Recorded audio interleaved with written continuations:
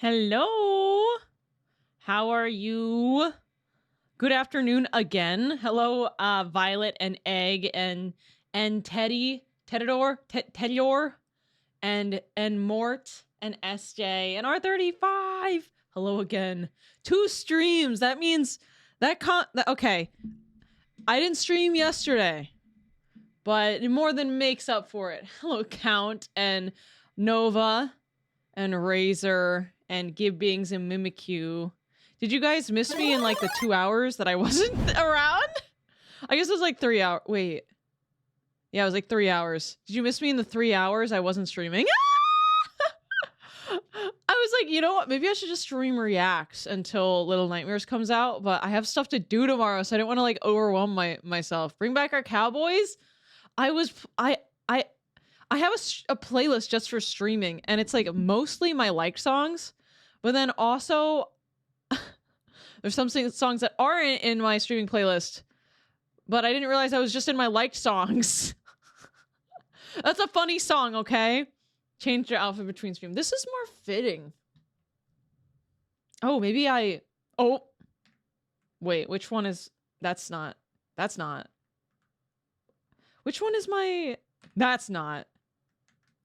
Let me change my hair. Hello, Puck Puff and Baron Manfred Dudson von Guy. Oh, driving. Be careful. Did you have a good day at work, everybody? What did you do at work? Was it busy or at school? Although, if I'm being honest, most of you guys are go to work. Ah! Where's my hair toggle? Actually naked. There's no boobs. There we go. What the? Okay, I'll one more time. You'll see that this is for when you use outfits like, oh, thank you for the dance. You missed that. I could show you again. It's not against TOS. It's like when you get an outfit like this out, it's rigged, but you only need the head, right? This is horrifying. I'm showing you the tech, the things you're not supposed to see, the things we hide from you. But let's see if I can actually load it in. Yeah, okay, here. See how this won't work? Unless I toggle off my entire body. But you'll note that I don't want to get banned, so I toggled my boobs away. Don't look! You're not supposed to see this! It's forbidden knowledge! It's forbidden! Now you know how VTubers work. Bring them back! I'm all abs! Ah! Where did they go? It's my vanishing spell. It's a spell. It's a spell. It's not like I'm literally more naked right now. Like, my arms being shown is more naked than this. Like, this is all sheer anyway. Come on. Where'd you put the boobs? They're just invisible. I have a spell for everything, okay? Wait, let me make sure. Okay. Nothing lewder than abs. It's literally like, not really... The funny thing is, those are my abs. But every detail on top has been removed, so it's literally just skin texture. Wait, why isn't it playing? Cookziri! 11 years already. Time has flown. Time has seriously flown. By the way, when I launched this game, it almost crashed my whole PC because for some reason, and this is with every Little Nightmares game, they launch with no frame rate limit. So it'll launch, it's like, oh yeah, 600 frames. 6 times the detail. My queen is back. Hello, Gambit. Burn the witch. No! I'm not a witch. I float.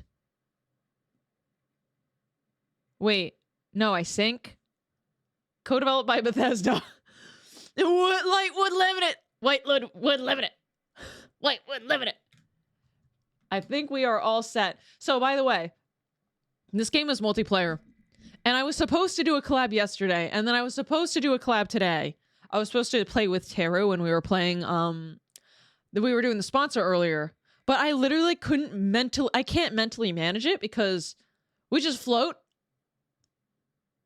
Whatever, I'm the one that doesn't, I'm not a witch. I am a witch, but not when I'm being hunted. And it's that easy. I did want to say, I am supposed to say this. Thank you to Bandai Namco Creative Collective for giving me the key. And then we can get started. This is supposed to be a collab game for me, but I'm okay with it not being a collab game for today. My beautiful bad witch. You think I'm bad? Like good bad? Guys, high key. You know something that's bad? And I hate to say it. Taylor Swift's new album is so bad. I just wanted to share. Thank you for the wink. I don't know if any of you ever listen to Taylor Swift, but I kind of liked her. And then this new album is so weird and bad. I'm like, man, I haven't listened to her music in years. I honestly haven't really either. There wasn't anything notable coming out. But then, like, she dropped an album recently. And it was... The reason I actually went to listen to it was because it was the best-selling album of all time. Thank you so much for the dance! It broke every streaming record, like, on the internet, on, like, basically every platform. So I was like, damn, it's gotta be good. And I went to listen to it, and it's really unusually bad. Single player, continue game. I don't have one of those. Oh, I gotta turn my controller on. And I wouldn't say I've been a Taylor Swift fan for, like, quite a few years. But it's a shame. Properties, controller, use defaults, enable Steam input. Oh, my controller's not on. But I kind of wanted, you know, nostalgic. Swiftie detected. By the way, I want to just say I was in, like, high school when a lot of her songs were country. Choose a character? Who are we playing? I'm not gonna lie. I really like her hair, but I also really like this guy's mask. There's 2 characters? Anything Taylor in years. What is it about, a divorce? No, it's about basically being popular and how, oh, boo-hoo. My whole life is so hard because I'm popular. Oh my God, you wouldn't understand. And I'm like, oh, okay. Which one? She's breaking it down. I'm feeling the girl. Just because I like this green and red, I feel like she's going to be easier to see.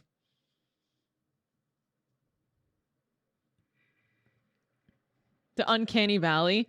I love these games. And I think I've explained this, but you can kind of see my favorite games from when I was on my heist, the ones that I opted to stream kind of first. And replaying Little Nightmares was one of those that I picked. So it's fun to see a new one. These games are great. They're peak, like, semi-horror. Give me a second. There we go. Sorry about the lack of sound up until then.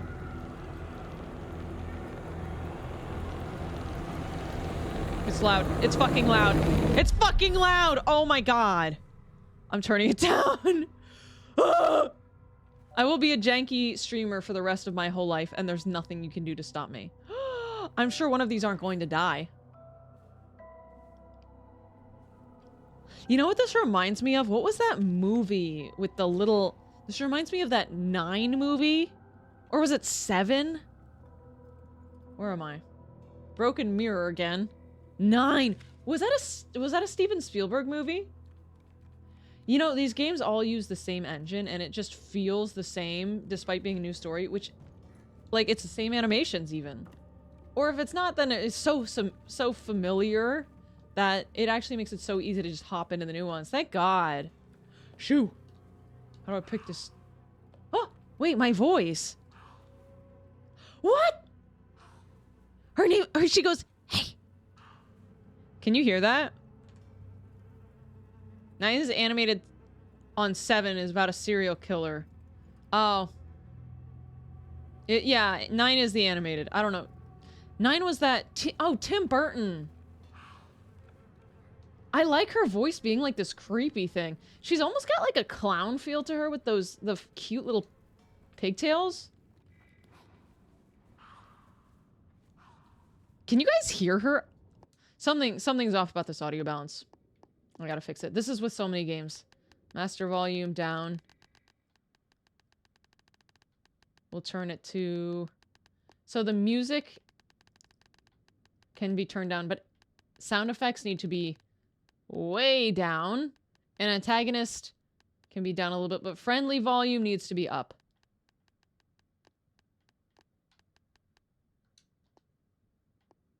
Yes. Because otherwise you're going to get these swelling sounds that are just basically so loud. She sounds very far away. How's that?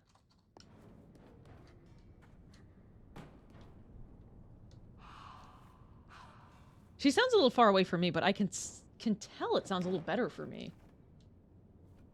You know what I'm going to do? Let me do game capture audio.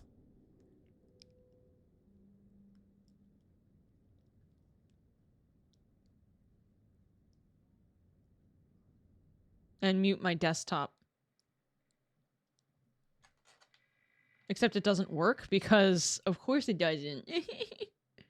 Why would it work? There we go. We'll see if that works. Listening on speaker, yeah. Are we doing that thing where I immediately don't know where to go? Yippee! I'm lost. I don't think I'm supposed to be up here. Okay, I need to move that thing down. Oh my god, I can grab his hand! You're coming with me! Do I need to eat this dead rat? This is the grab button. That's like interact button. Oh. I can barely hear her. I can also barely hear her. Just so you know. Oh, here we go.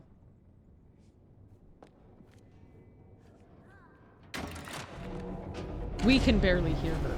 She's not, like, super loud. Is the game now loud? Can I pet that dog? There's no dog. This girl ain't no dog.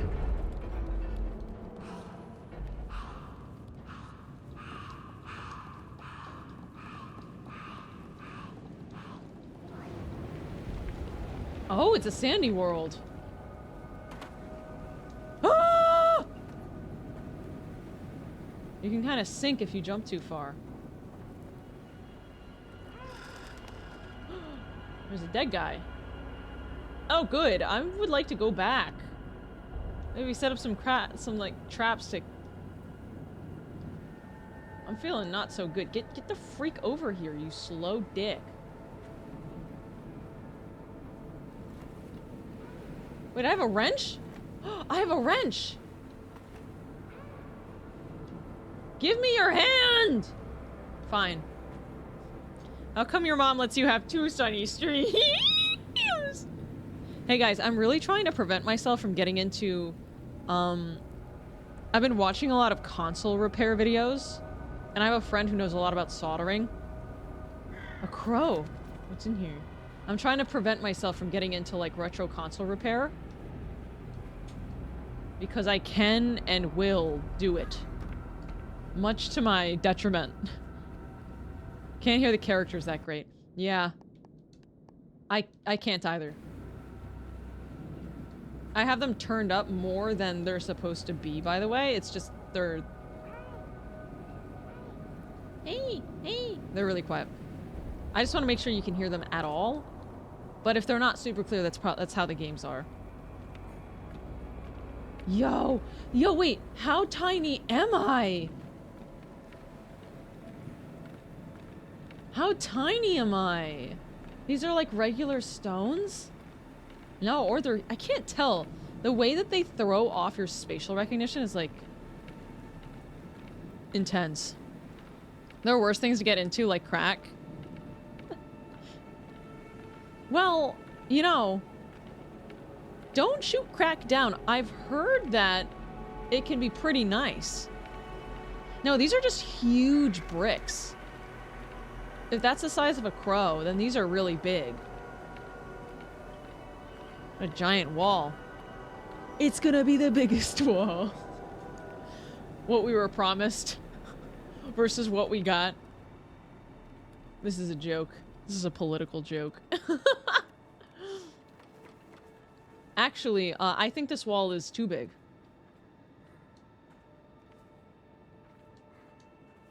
We could use a more average sized wall. Press B to equip the wrench and R2 to swing. R trigger. Okay. You want to do political jokes? We could do political jokes. The thing is, I'm actually really, like, not involved in politics, so I wouldn't get most of the political jokes.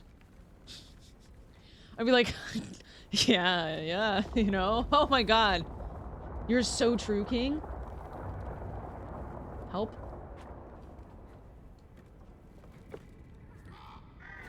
There's somebody... Hey, get your butt up here.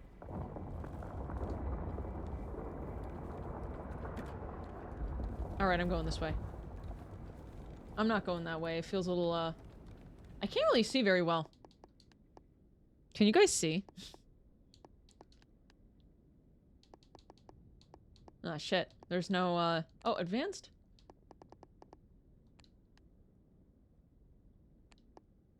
Brightness. Oh, the eye is completely not visible. I switched monitors. I got this set up on this monitor, and then I had to switch over. Oh my god, I can see. Oh my gosh, I can see. It's a lot. The friend pass, I can't get my friend in, don't see the option. Oh, I'm so sorry. I wish I knew. Shoot. Do they not have a guide online anywhere? Trigger grab an L.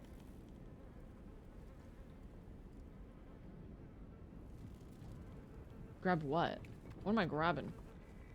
Oh! Me and my friend! I wish I was playing this with somebody!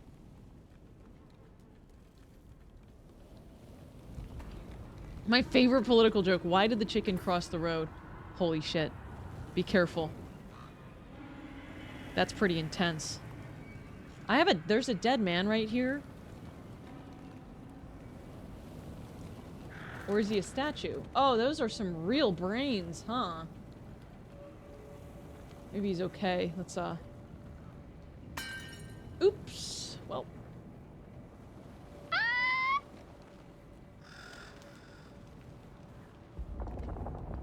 Oh! Come here. Oh, you can call him and tell him to do things. He's an archer. Oh, shit. So he's an archer and I'm a little mechanic! Ah! Sorry, my overreaction. More than a month under their belt knows better. Oh, let me see.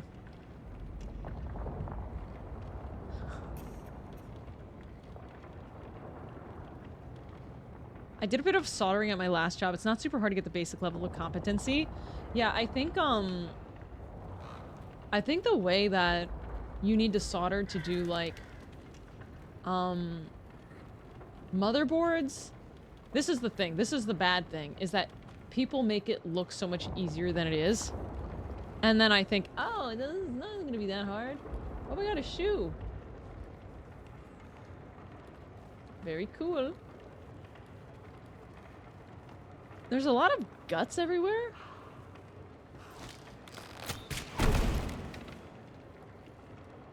Did I just kill a man? No. Okay. Whew. I was a little concerned. What is this? Is this a huge bug? Ew. Nothing's happening yet. They're just, I guess, world setting. So let's kind of rush through this.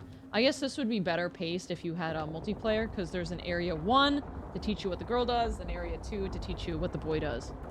And kind of like show you... It's almost like, I don't know what kind of world this is based on. I'm having trouble figuring that out. I love her little grungly, like hiss. Oh. Oh, cool. Oh my gosh, why is everyone dead? They're all like dried out. It almost like reminds me of like, what the hell? My friend!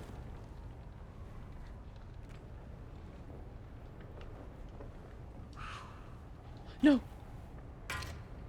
Oh. Oh my god.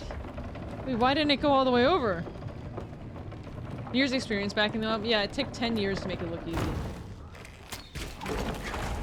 Oh, he sets it in place. I'm very interested in the co-op element, but I don't remember playing these.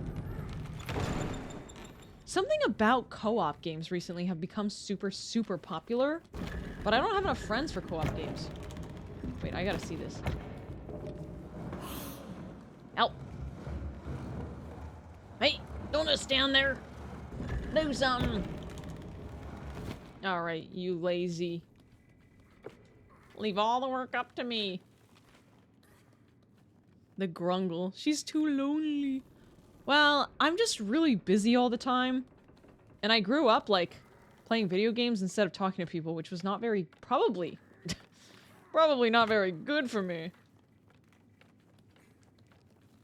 Yeah, absolutely. Where's he going? Thank you for the 13 months. And you have a decent sleep schedule. I'm not gonna lie. Since I came back to streaming, my sleep schedule's kind of sucked ass. And it's 100% my fault. Ah, Kohiro, thank you so much for the raid. I hope you had a great stream. Welcome in. If you need a snacky or a nappy, take care of yourself. So, I definitely have, like, the past couple of weeks, completely my fault. I have been brain rotting instead of reading before bed and not taking care of my brain. Because it's much more fun to engage in... What have I done? He's looking up there. Wait, door? Not a door. Definitely sucks ass. I mean, a few days I've been going to bed at like 12 in the morning. Which is like real bad because then... What do I do? Key. What the hell happened? Do something! Okay. The gears did something. Let me go back. Cyro, welcome in. I love this game. Yeah, I'm glad you like it. It just came out. You like the original, like the series? Oh! I'm silly. I made it go up. Instead of down.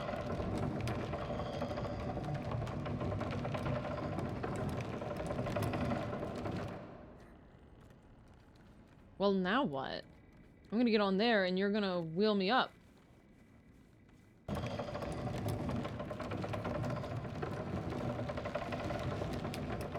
I've been waiting for the third. Yeah! On-call health IT. Oh my god. There's no way. That sounds so fucking brutal. Let's see. I wonder if...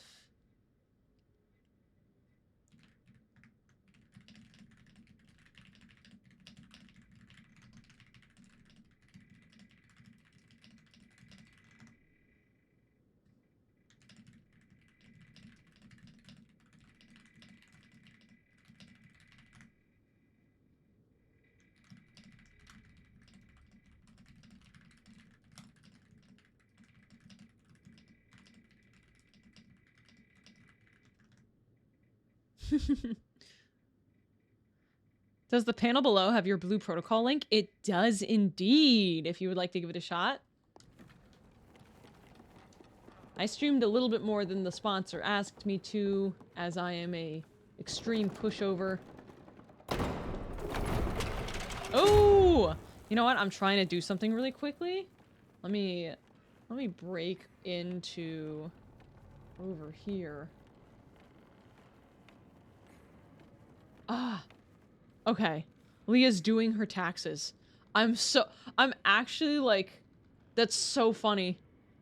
She's on day, like, I have a friend who's doing a subathon, and I thought maybe, we weren't able to play Sonic, so I was like, maybe we can play Little Nightmares. But looking like a no. Looking like a not gonna happen. I guess we go down now. Woo! Do you get bonuses if we play up to a certain point? No. I'm also not really paid by the download, but I shouldn't say that. It still helps me because it gets engagement numbers up. And everybody knows all about those engagement. And then I get to show the next sponsor, hey, actually, you want to pay me this dog shit number? Well, good for you. Good news. I actually deserve more than that. You didn't read that. Ah, of course, and you didn't hear anything. Of course. Ah, what am I supposed to do up here? There's gotta be something. There's something. It's the next part of the map. Oh, and I get my wrench out. Oh, just kidding. Put my wrench back. We give it a pull.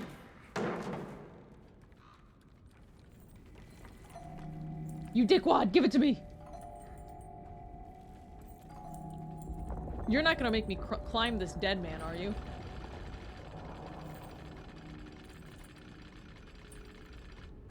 Oh.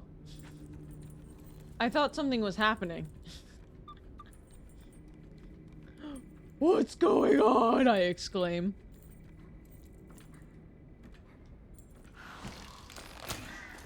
Oh, he shoots the bird.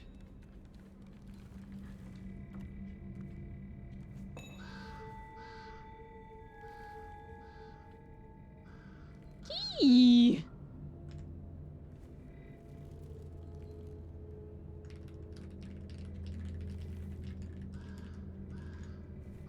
What did you guys do today? Besides watch me for 3 hours and then also probably watch me for another 3 hours now? You know what I do want to do? There's so many games out that I want to play. I want to play Mega Bonk, but I like don't have time to play Mega Bonk. I think I need to be a little bit more like... I need to spend my time a little bit more wisely so I can do the things I actually want to do. Ah! Ah! What the hell, bro? I flattened like a pancake. Did yard work, ate Taco Bell, and played some Silent Hill 3. Yo, are you enjoying that? I returned that game. I didn't think it was worth my time. Project stuff, ready up for TwitchCon. Yeah, a lot of people are going to TwitchCon. I went to TwitchCon in 2023. In 10 years of being partner, I only went once. I just don't... It's not that I don't wanna, it's just that I'd rather go to an anime convention and buy weeb shit. Surprisingly tough. So you're not playing on story mode?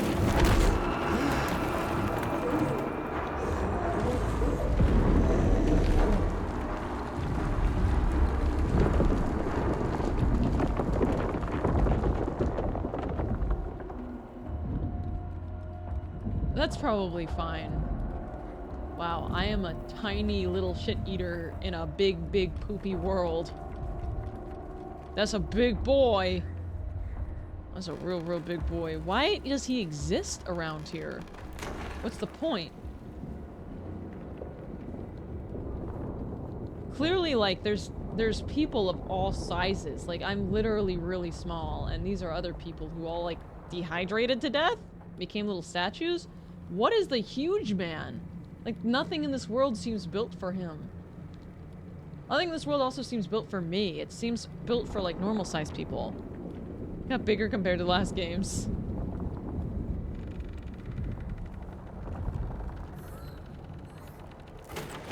Ooh! I'm Mary Poppins, y'all. Where am I putting that?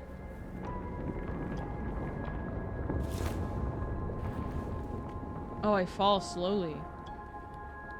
Oh. Where am I?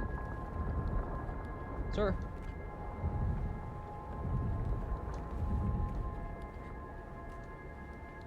Alright, probably not my proudest moment. Let's go back here. There's gotta be a place I can jump and not die. It looks like here. Alright, I'm jumping. Oh, wait. Oh! Yippee! Huh? Wait, oh, I just, you have to kind of hold it. You're slowly blown. Huh?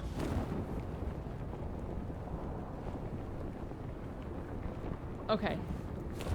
You're slowly, like, blown out of the wind, so you have to kind of stay in it, but it's kind of hard. I can't wait to use my bare hands on this. Can't use it there. Oh. Oh, no, what I meant to do! Let me put that back. Use your thing! Shoot it. Shoot it? Oh, I do use my wrench. See a sucker? Oh, he's got something too.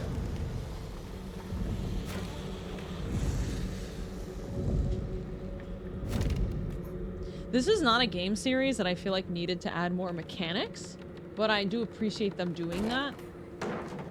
They're probably feeling pressured, like, hey, we can't just... But for me, like, the mechanics never sold these games, it was the stories. So, but I appreciate them adding things. Thank you. Takes a bow. Okay. Shoot. Oh!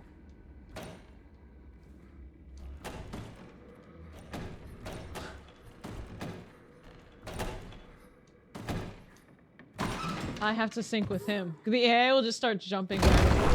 Oh! Extra sprint! He's looking for a tasty snacky! Oh my god, it's actually really hard to make it. Oh, all the way back up here. Okay. That's...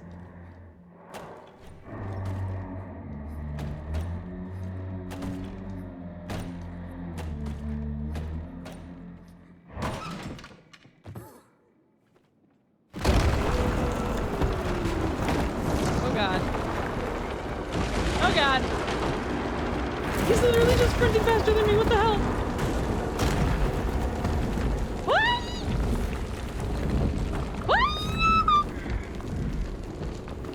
I'm so slow!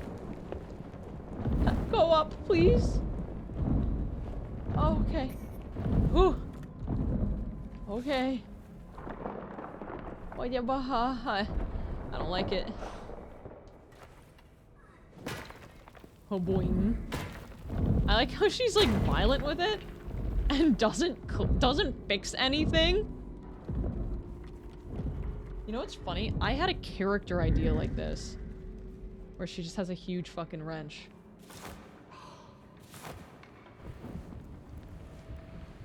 Oh, you can just fall down without getting hurt. Where's my friend? There you are. Cute panic screeches. I always assume they're annoying. Ah! Maybe not. I'm glad you think they're cute.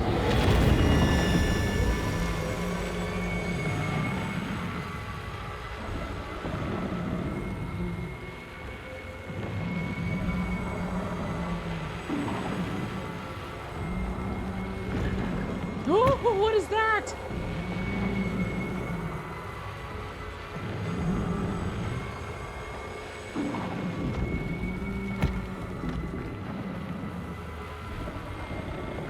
Where am I trying to go? To the door. Wah!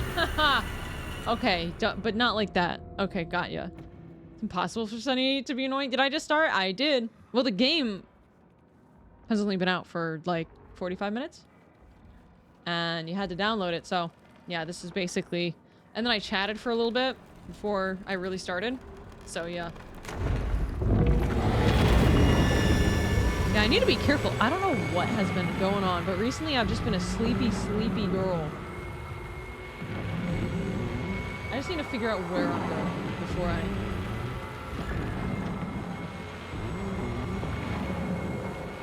So what is up with this? Do we both need to stand on this? Oh, you can crouch. That wasn't crouching.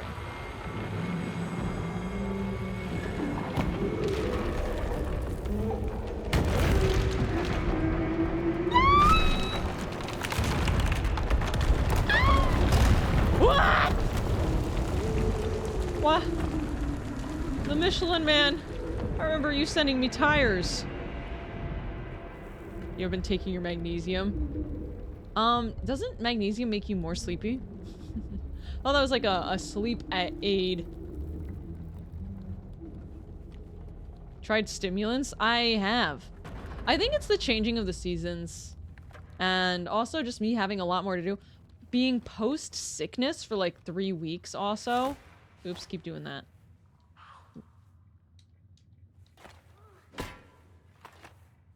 Ah, that's the button. Have you tried crack? I might try that. It can't hurt. I've never heard any bad reviews. Oh my gosh, Edang, thank you so much for the gift sub! Thank you, thank you. Let me reset the goal. That goal that we had, I think, was post... It was like post... Let me check something.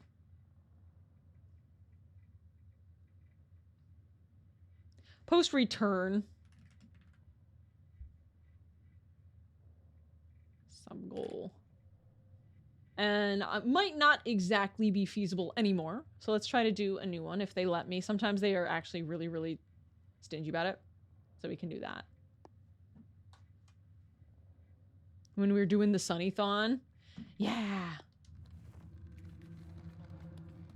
And you guys already know that I do my pop-up shops and my subathons at like a fraction, like a minute fraction of what other content creators put them at.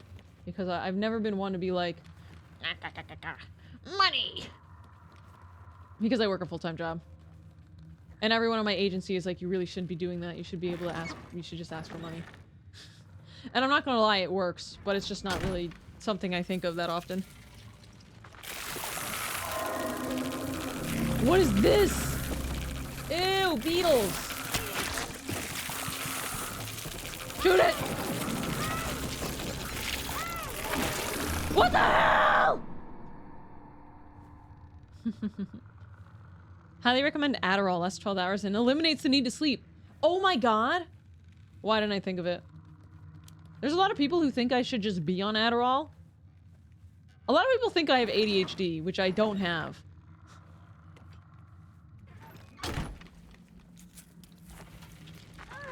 So I need to also hit it. Shoot, and then I bonk. Ah! Ah! Next! Ah! No more! Ah! You! Ah! It's gonna move! There's one more. I'm not gonna lie, that was pretty attractive of us. I'm not crazy, my mom had me tested. Do you have ADHDs? I have 80 Blu-rays. I'm not gonna lie, if I cared about watching things on Blu-ray, I go to the thrift store so often I could have a Blu-ray collection like you've never seen.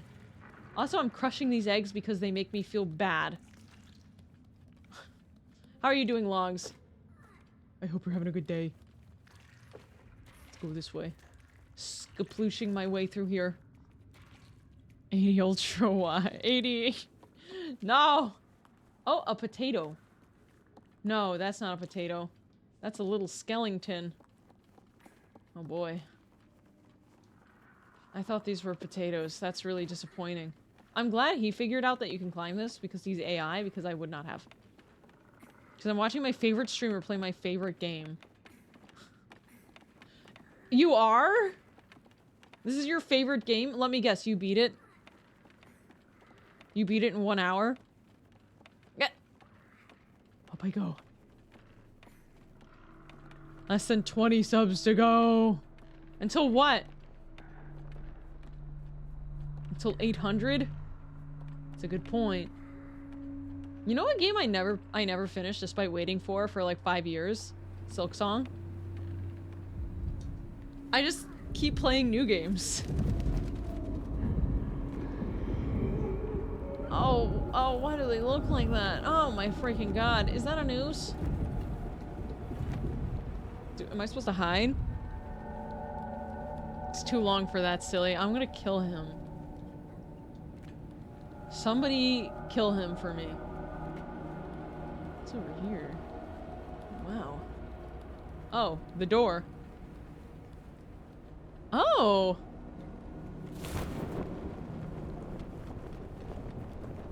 Very nice. Put that back. There's a very large baby trying to kill me. Quizno, thank you. Quizno, you gifted me on Throne that microphone and the HDMI. Those are, I'm so excited. Thank you so much. I have such good ideas. Thank you so much for the subs. Can we make it rain? Thank you. You're too nice to me. Why are you so nice to me? Am I crazy? I can't see. You know what I'm gonna do here? Oh, it's just something he needs to do. I'm gonna make myself a little smaller and then I'm gonna actually match my colors because, oh my god, I'm lagging so much because this game is so intensive. I'm so bright. So go reach. Thank you guys. Thank you. Oh my gosh. I'm lagging, guys.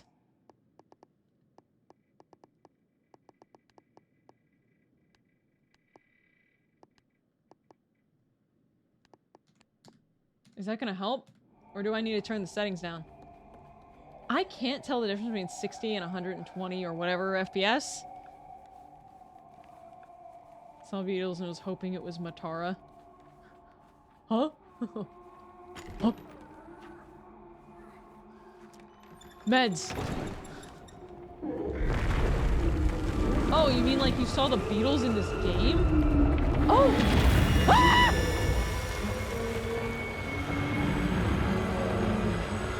What the heck, Mort? Thank you so much! What the heck?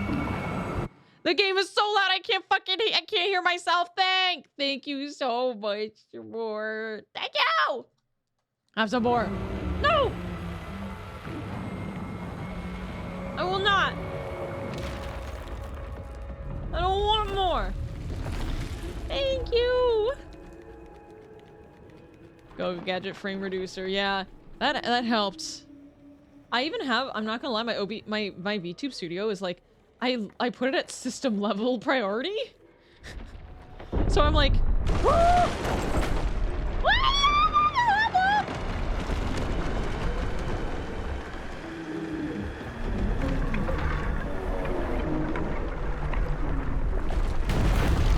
yeah!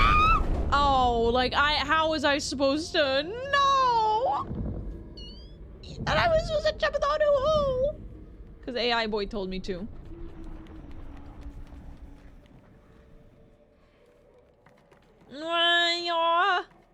Alright, I'm gonna stand right here. I get flattened so much in this game. Oh, he's got such dirty nails.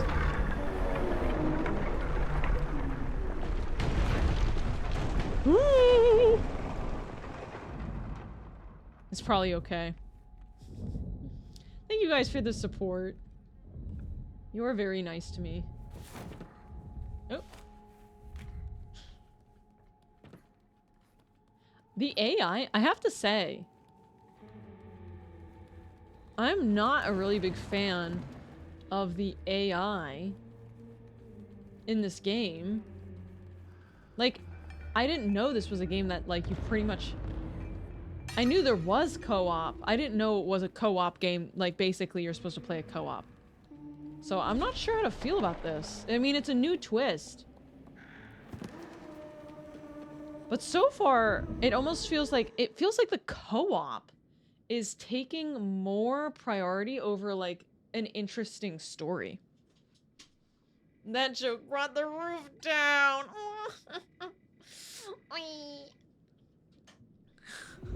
Design around co-op. Yeah. Which, I mean, I liked the interesting kind of, yeah, the whole It Takes Two genre. I've noticed that's been on the up, but I'm not going to lie. Oh boy. I don't feel like that has been... Oh, I need this. I feel like It Takes Two. It's okay for that game to have been like a nice little surprise. But I don't think it's like... I don't think it should usurp the standard of the market. Ruins the immersion because you feel the need for a second player in games like that. Yeah. Ew! Ew!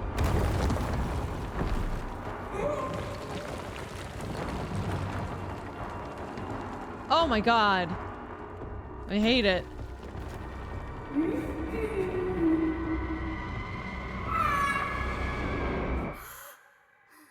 Oh, it was a nightmare.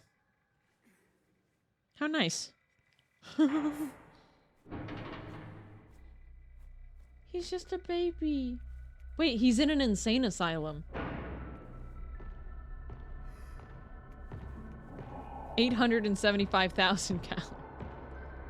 He had a little nightmare.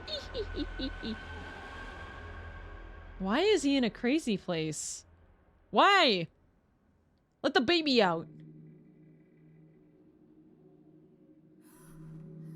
Free that baby.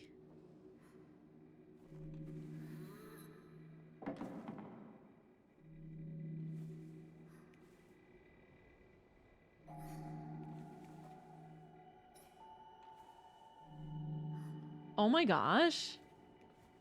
No, it wasn't a dream. The waking up was a dream. That's insane. Here, have some pipe. You'll feel so much better. Oh, they're friends. Did you get your buns out just now? I feel like they're, more visually interesting in a game like this. Always has been. No, I just got them out. I put them, when I changed my model back, I forget my model, like, defaults to the long hair. Oh, good. Schizophrenia? Neat, neat. Wow. I was crazy once. They locked me in a cage with rats. Rats make me crazy. So they tried to kill me and they actually just fumbled with their big meaty claws.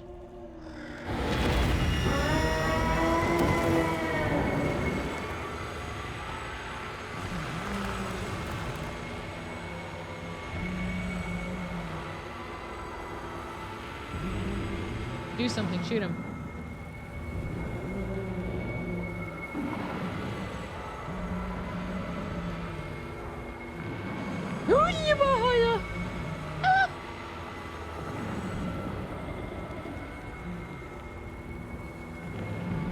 I need him to be here. Humo, thank you so much for that freaking gift sub! Thank you! He's so slow and dumb! Okay, I'm glad they compensate for the fact that the AI is really, really slow by, like, not just killing you while you're waiting for the AI to figure it out. Pumo, I appreciate it again. Yippee! Has a nice pair of buns. And the ones on her hair are great, too. Ah! Yeah! Why? You are evil. Somebody do something. You can't keep getting away with this. You can't keep getting away with this. Yeah, well, this is a game I'm not going to refund because I didn't buy it. Thank you, Bandai Namco. But I will say,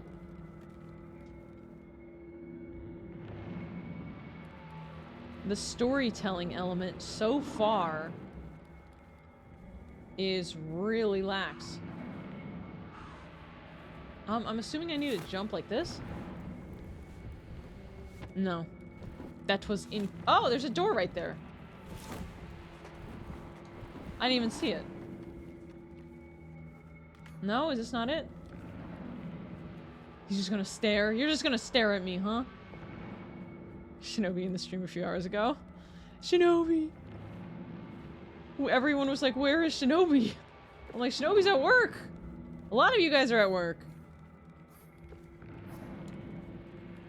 It's a work day. Wait, maybe it's up here. No? No.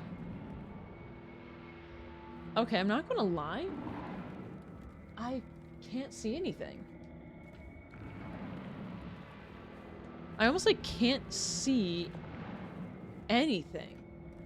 Do you get me? Like, I don't know what I'm looking at.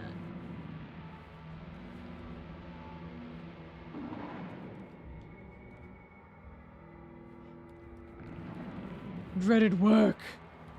How was work? I hope it was good. I high-key, I woke up at 5 in the morning, told somebody to do something.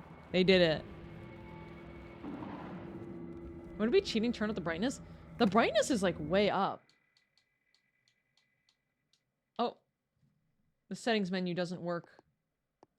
Video. Oh no, we gotta go back to brightness.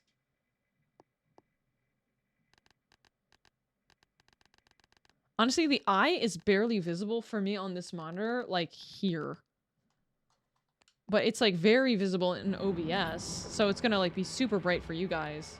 But like this filter that's on it makes it really, really, really, I mean, hard just to see, even though the brightness, everything's the same color.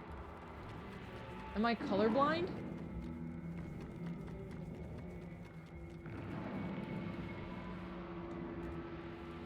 Alright, I'm jumping off. I can't even jump off. Huh. There's gotta be something up there. So, let me just in case, the AI, let me just spam this. There might be something he can do that I can't see. I don't see- is this- really? Am I supposed to- Oh my god, I could not see that for the life of me. See you, Koido. Thank you for the hydrate. Wow, hey guys, do you want to switch to Reacts?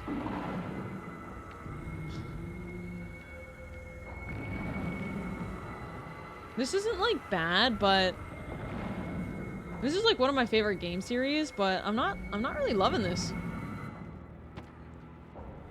That's why I don't play with brightness less than 50. I mean, what the fuck? Oh, you saw me like grab my umbrella at the last second. I don't know. We'll give it another couple of minutes, but it's okay. What I don't like about it is like they sacrificed storytelling. Like, I'm okay with co-op games, but like you don't have to pick storytelling or co-op mechanics. And you know what, in a way I am glad that they're doing something new. I don't know what that means. Thank you for the Bitsmort. Thank you. Oh, he's gonna do this, and then they're gonna fucking go nutty. Shoot the rope. Shoot the rope on him. Are you serious right now? Shoot the rope? Okay, maybe not. Okay. No problem. I got this. Oh my god!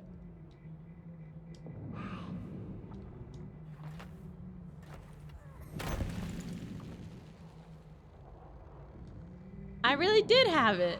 Shoot that rope now.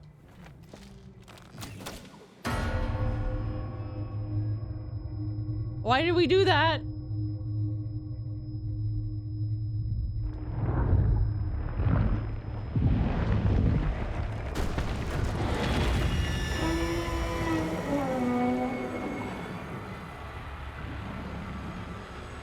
It's a petrified body. They still have like their organs visible and that thing likes to eat them.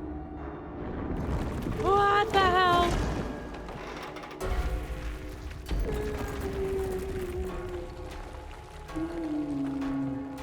It is a baby. It likes to play. Ew! Is that a baby? Yeah, it's a big fucking baby. I don't really like it.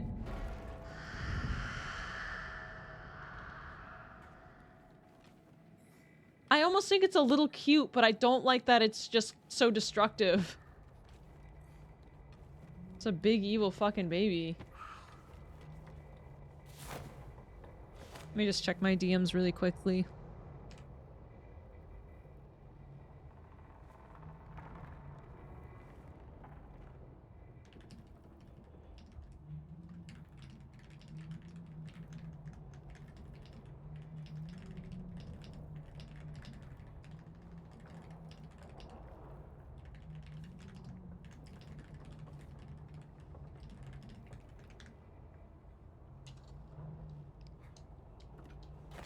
Okay.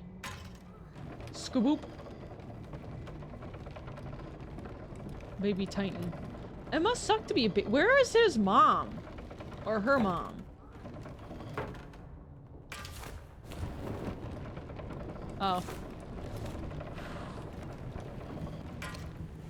He just goes falling back.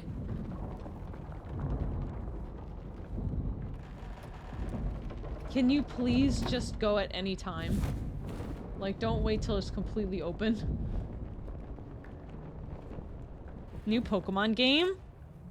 I didn't even know a new Pokemon game was coming out. I'd rather get the Digimon game, I'm not gonna lie. What's he doing?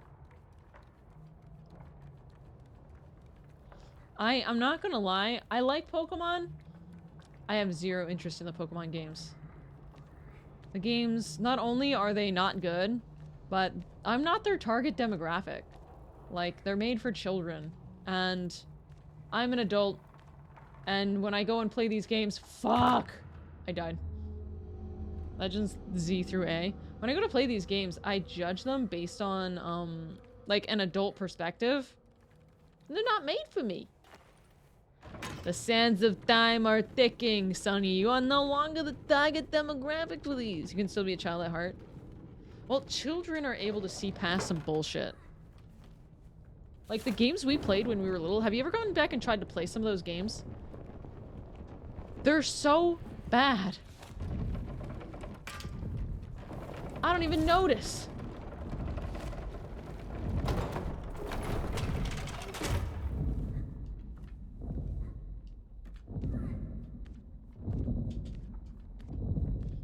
Why did the Grim Reaper come from Joycey? The Joycey Hua Grim Reaper edition.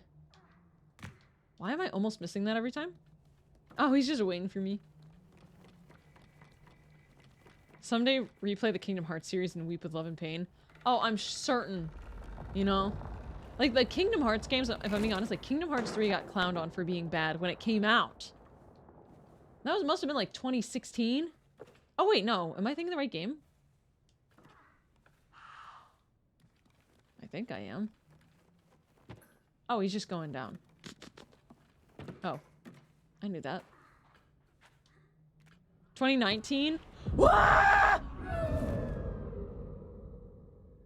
was reading chat.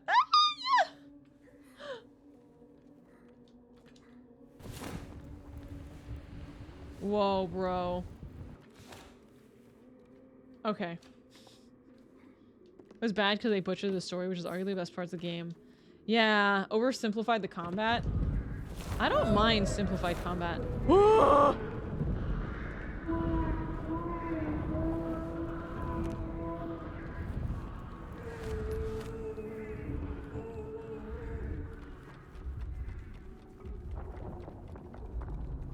I don't like it. But I have a feeling that baby just isn't bad, in a way. Kingdom Hearts 2 still holds up. I think if I went back and watched Kingdom Hearts 2, I think it's edgy, but not, like, upsettingly so. Like, like, the nobody concept? I'd be like... That was only cool when I was, like, 16. But it's still... Like, I'm not upset about it. When I say only cool, I mean that was cooler when I was 16. Oh. Aki. Whip. Alley-oop. You mind DLC is worth it? Simple and clean. The music OSTs, the way I feel about Kingdom Hearts was very much so tied in like the YouTube community. And really not like the games. Like I only played a few Kingdom Hearts games. We literally didn't own them. Like we had a Chain of Memories for the PS2. That was pretty good.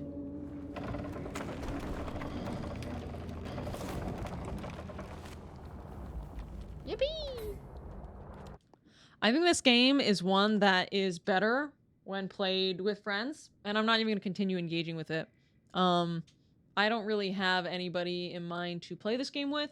I didn't think it was going to be like almost 100% co-op based with nothing else. So far, I think this game lacks substance. I think a copy and paste of Little Nightmares 2 would have been better. With like an interesting story. Nothing is hitting in this game.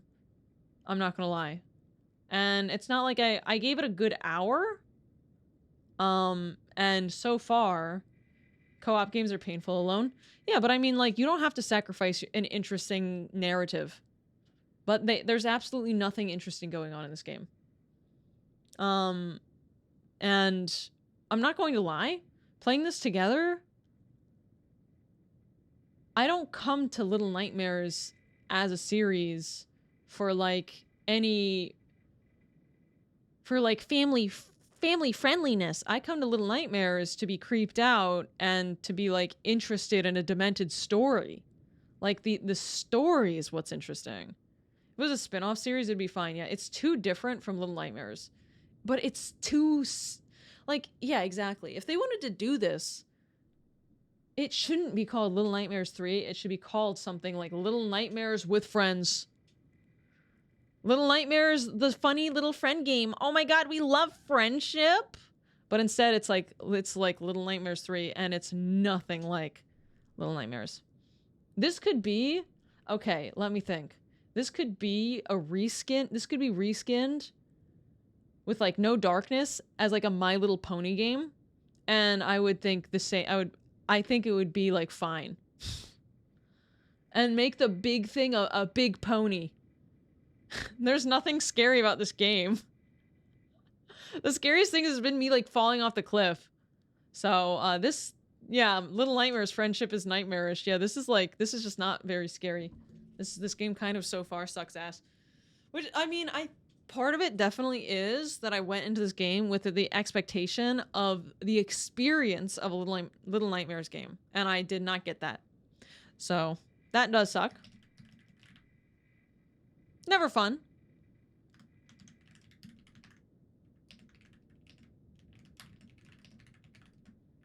So, I mean, I wanted to give it another couple of minutes. I think I did. Thoroughly disappointed with that experience. I got the key for free. That just goes to show companies can give you a key and you're not basically pressured to be like, ooh, I love the game. I can still be pretty honest. So, going to marathon this tomorrow and they're really excited. Oh, good. Yeah, no. I think that I hope they have a better attitude about it. I think just being more excited for it can help. But I remember when they announced this at, you know, during what was the stream? I was like really excited for it during like not Gamescom before that. Good collab game. Good collab game one of these days. I will never play this again. I basically never go back to games that I want to play more of. So if there's a game where I like kind of didn't have a great experience, it's basically never going to happen again. So this is a shame. I wish I had more time. Thank you for the 35 months. Woo! Yeah. Upfront and honest. Yep. And I'm not gonna lie, if I had purchased this game at this time, I would have returned it. But I didn't purchase it. I was gifted the key, I played 171 minutes, and I decided that I don't want to play this as a Little Nightmares game, and I do not want to play this as a co-op game. Let me set up, I will be right back, and I'm going to just set up some reacts that we can watch. I think that'd be more fun. Stressing for next week because Warframe, the new update. Yeah, it's a big thing, a lot of fun. Good luck. Okay, I will be right back. Listen to some music while I go find some videos we can watch. Okay, right back.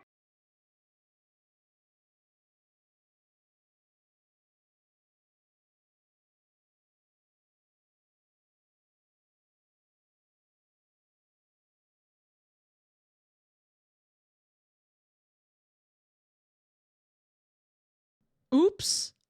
I didn't mean for that to be so jarring. Oh.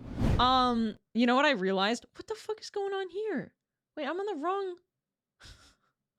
I'm permanently confused. I was listening to that. Okay, here on. We can keep that on in the background.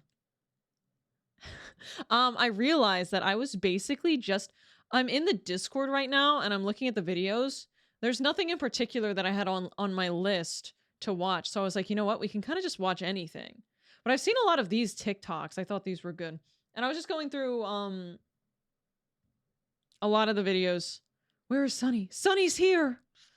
Oh, Sunny is really... still has the filter on. I'm pretty small. I overuse... Guys, I have news. I overused this model. I overused it, and now I'm, like, really tired of it. I used it for, like, 4 or 5 months straight. And now I'm like, I don't want to use it anymore right now. Like, I really can't wait for my next model. My next model has been done for like 3 months. And I just like haven't been able to set up properly. And I wanted to wait for the perfect time. So that's why I've been using this model again. I'm like, I kind of like just need a change. For VTubers who don't have an outfit, like what do you do? Watching Warhammer videos, is it gonna make 40k content? Actually, it's funny that you ask. Tomorrow I'm playing Dark Tide for the first time with Bricky and Luton. So I was doing Warhammer Sundays for the longest time, and then I fell off a little bit with Warhammer because I got distracted with other games that I had like missed growing up. So yeah, casual. It's like I don't know what I would do. I never use my Space Bandit outfit anymore. Like I never use it. Like the fact that I have it, I forget that I have it. I also don't really use my, the reason I don't use my bikini outfit very much is because my V-bridger doesn't work in it. I don't know how that happened. Keep getting sick on Sundays. Sunday is like my most likely day to need the day off because I'll get to Sunday and realize, oh my God, I'm exhausted. I need a break, before Monday.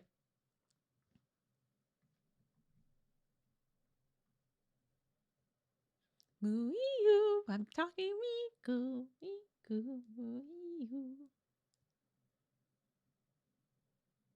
I need more toggles that make me dance. Thank you! Yivy. Alright, so I'm actually in the Discord right now. I'm in the Discord and I'm looking at some... I'm just opening videos randomly at this point. Sometimes I look at them and I pre-watch them, but you can kind of tell when they're going to be okay. And these ones seem okay. We're gonna mute this. Where's my wife? Where's my wife? Where's my wife? Where's the map lady? Oh my God! Silk Song stuff. What is this Deltarune antenna fight animation? The night with skin. If autoplay ever turns back on, I'm going to kill myself. What is this? I never played Deltarune. I got out of it. Did you guys watch? Did you guys ever play this? Who is this?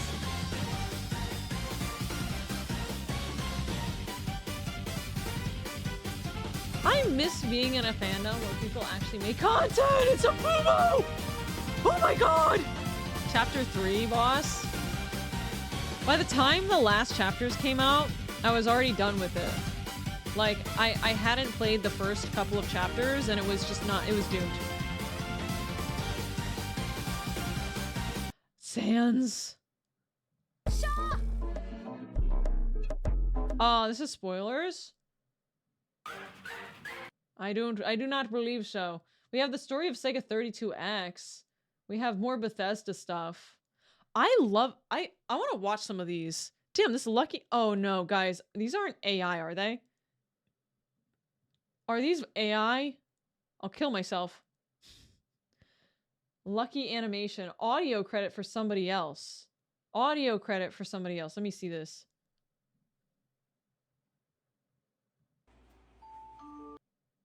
You know that's not right, right? Like, you're gonna do something about it. Her name was.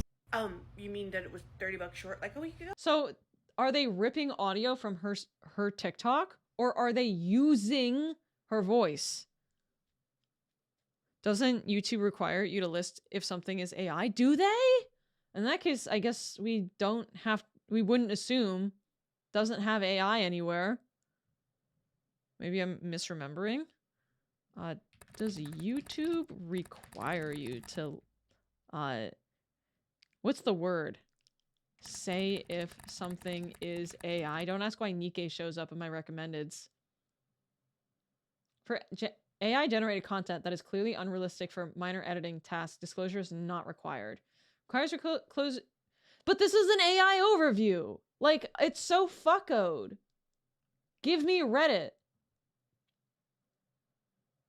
YouTube now wants you to disclose if your videos are AI generated. YouTube, okay. This helps stop fake stuff from spreading. If your video makes somebody seem or do or say something they didn't, changes real scenes or shows stuff that didn't really happen, you must say it's altered. When you say your video is AI made, YouTube will stick a tag on it. This tag tells viewers that the content is synthetic. They have labeled paid promotions. It stops false info. So I guess you're supposed to. Okay, I'm going to say this isn't AI. So maybe we can watch that. But also, maybe something more topical like... Hey, y'all. I've never heard of this person. Scott the Waz? This is Game Prices by Scott the Waz. This is something you guys actually recommended. Hey, y'all. We'll put some CC on here and actually try to... I don't know what's up with YouTube and just deciding that my internet's not good enough to do 1080p download, but it is. I watch this, it makes me depressed. Hey y'all, Scott here. Hi, Scott. This is money. Real money? Sheesh. No. This is a video game. How much is a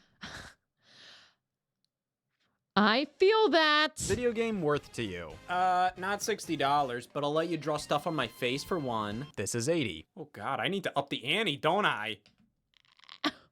Ass crap. Holy crap. Can you make yourself smaller? Fine. Am I too big? How's this? I'm a huge narcissist, so I just want to be like as big into the screen as I can be. So let me get my controller off. I'm feeling this is already making me feel like, how do I put it? Like I'm already doomer about this. I spent $90 on a Sonic racing game that I only played for an hour, 49 minutes. I didn't buy Little Nightmares 3. I was given a key for it. But if I had, that would have been $40 that I played for an hour. I didn't look up the reviews till after. By the way, guys, Little Nightmares 3 has bad reviews. It's got like 60s, maybe a 70% here and there. If I had spent money on that game, I would have been ticked off. This year I'll be buying my first $70 game. People want GTA 6 for $100. Okay, I'll let you shoot me too. Oh. The price got of the video game. games has always been a hot debate, primarily because these are wants, not needs. That I say, why is my blood type Luigi's Mansion 2 HD? Hey. HD? Luigi's Mansion 2 HD? Are you telling me that Luigi's Mansion 2 is old enough to require an HD release? As in it wasn't released in HD originally? There's lots of ways to entertain yourself at affordable prices. Hell, even Yes. free. What makes you... What was that website? Pluto or whatever. So special. Well, funnily enough, looking throughout gaming history, we can see these prices aren't anything new. They're a bargain. 70 for NBA Hang Time on Super Nintendo. Wait, I didn't know games were this expensive. Wait, was Super Mario 64 only 60 bucks? Hold on. I remember these games being way cheaper. I mean, I thought a 64, to be fair, I was buying Nintendo 64 when the GameCube was old. I kind of got into retro collecting. 75 for Mortal Kombat Trilogy on Nintendo 64. 100 for Virtual Racing on Sega Genesis. I'd buy it right now for 100. The question here isn't, are these games worth it? Oh, shit. The question is, are you worth them? But see, It's a peak performance. We're doing it again. We're doing it. Marusa, thank you so much. Thank you for the Prime. there's gotta be a method to the madness. Why video games are priced the way they are. Cause something like this don't just happen on accident. Oh, Butterfingers. I've always seen big boy console games hovering around a $50 to $80 price point. 50 being the standard during the 6th generation, 60 during the 7th and 8th, and 70 and 80 during the 9th. Now, there's been some... I didn't know gaming had generations like this. What is that just like every 3 years we get a new generation? oddball stipulations with these prices. For example, it seems that the move to HD consoles warranted the jump to $60, because while the Xbox 360 and PS3 priced their games as such, the Wii, not being in HD, stuck to $50 games. But I didn't even know the Wii wasn't in HD. then with the jump to Wii U, now that we're in HD, boom, $60. So this...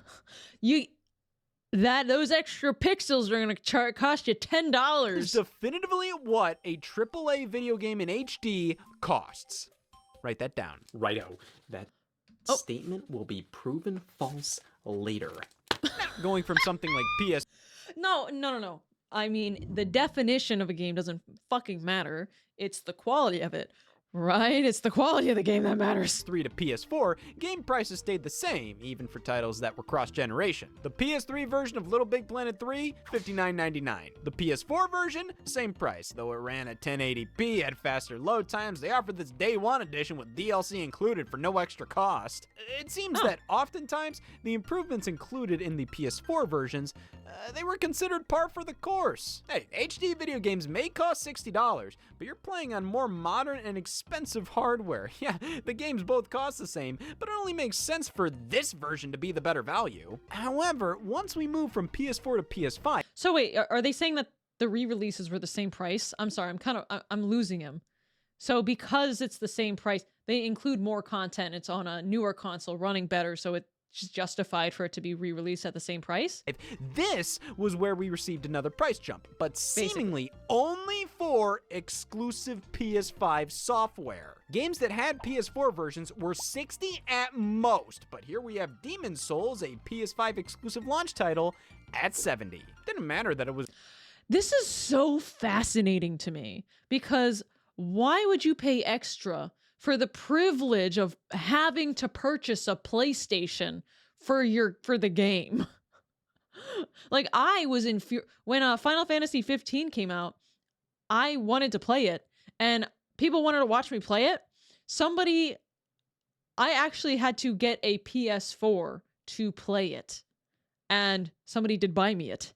And I only played, they sold me a $300 game, except they sold somebody else a $300, they bought it for me. But it was a $300 game because I only ever fucking played Final Fantasy 15 on it. The remake of a PS3 game with barely any content added. The remake is PS5 exclusive, so it's getting PS5 exclusive pricing. So what, HD games are $60, and since the PS5 can more easily do 4K, I guess that warrants $70. But if a PS5 game is also on PS4, it stays at $60. However, Sony switched up their policy. We got a few PS4, PS5 games from them where the PS4 version is $60 and the PS5 one is $70. You can't... Okay, who makes, I don't know who makes them, what profit, who's determining what costs what? Is it Sony? Do they talk to the game devs? Is Sony like, games $60 here, $70. We'll do $70 now. The company. Which company? The one who made the game? A wheel spin. the humidity. And play the PS4 version on your PS5, so that's an easy way to save 10 bones. But think about what you're missing out on by not spending that extra dough. Oh my god, I'm missing out on getting rid of this fucking thing. That's why God, it's so inconvenient. Somebody help him. I'll do it. I'll help you. Hand it over. if you have the last generation version, So you heavy. can purchase its PS5 upgrade for a measly 10 bones. Now, what do you get for that? 10 bones. Can you No. see it? Wait. Oh, yeah, well, the PS4 version over there looked... Huh? It's actually the PS5 version? I'll just chalk it up to me being insane. I am talking to nobody after all. Yes, There's no difference. So you can actually buy a PS4 version of a game that has a PS5 release. That's more expensive and just play the PS4 version, save yourself $10. Or you could relieve yourself of the burden. there is a difference, but why do I have to pay for this $10. upgrade when numerous PS4 games like God of War from 2018 got a PS5 update free of charge? That added the same exact kind of performance bumps that's costing me $10 whole with its sequel. And you know, while the enhancements on PS5 are very welcome and make for a more enjoyable experience with smoother gameplay, a more stable frame rate, it's not like the PS4 version runs poorly, hell, especially if you're playing it on the PS5 through backwards compatibility. I feel like I never play anything on console. I swear to God, I remember that's the only thing that I've ever played on console. Actually, is so funny. Is Persona 5 and Final Fantasy like 15. I don't play consoles anymore. I haven't played consoles. I used to collect consoles. I don't use them. I remember the performance being generally really good, but like, I almost feel like the pricing on consoles. Like, you guys don't have G2A. Like, you have to, I guess you can secondhand buy a disc, but you can't like literally, I don't know if G2A is like technically a little bit of crime. I think there might be a little bit of crime going on in the back end, but you can't like be a silent participant in maybe a little bit of crime. we were getting bigger jumps with the previous consoles, yet we weren't paying extra like we are here. But I guess there's just this golden rule that games from this era of console cannot be $70.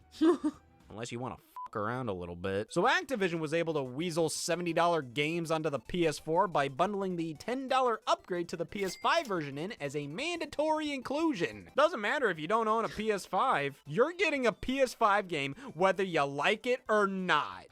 We don't make the PS4 one anymore. Well, it seems like the only method these companies have to price games above that $60 price point on these last generation consoles is to put them on the new one. create bundles. Oh. Do you want all of them? Guys, do you have consoles, or do you do PC exclusive bundles? I love buying Final Fantasy 1, 2, 3, 4, 5, and 6, but not 7. As long as the base package is at most 60, even Both? if that base package Switch? isn't available for purchase, it's all good. Just don't even think about pricing a standalone game higher than that on these consoles. But Scott, you squeal, what if you stop giving a shit? Oh, okay, under those circumstances, sure. Nintendo Switch games. You bring up a good point.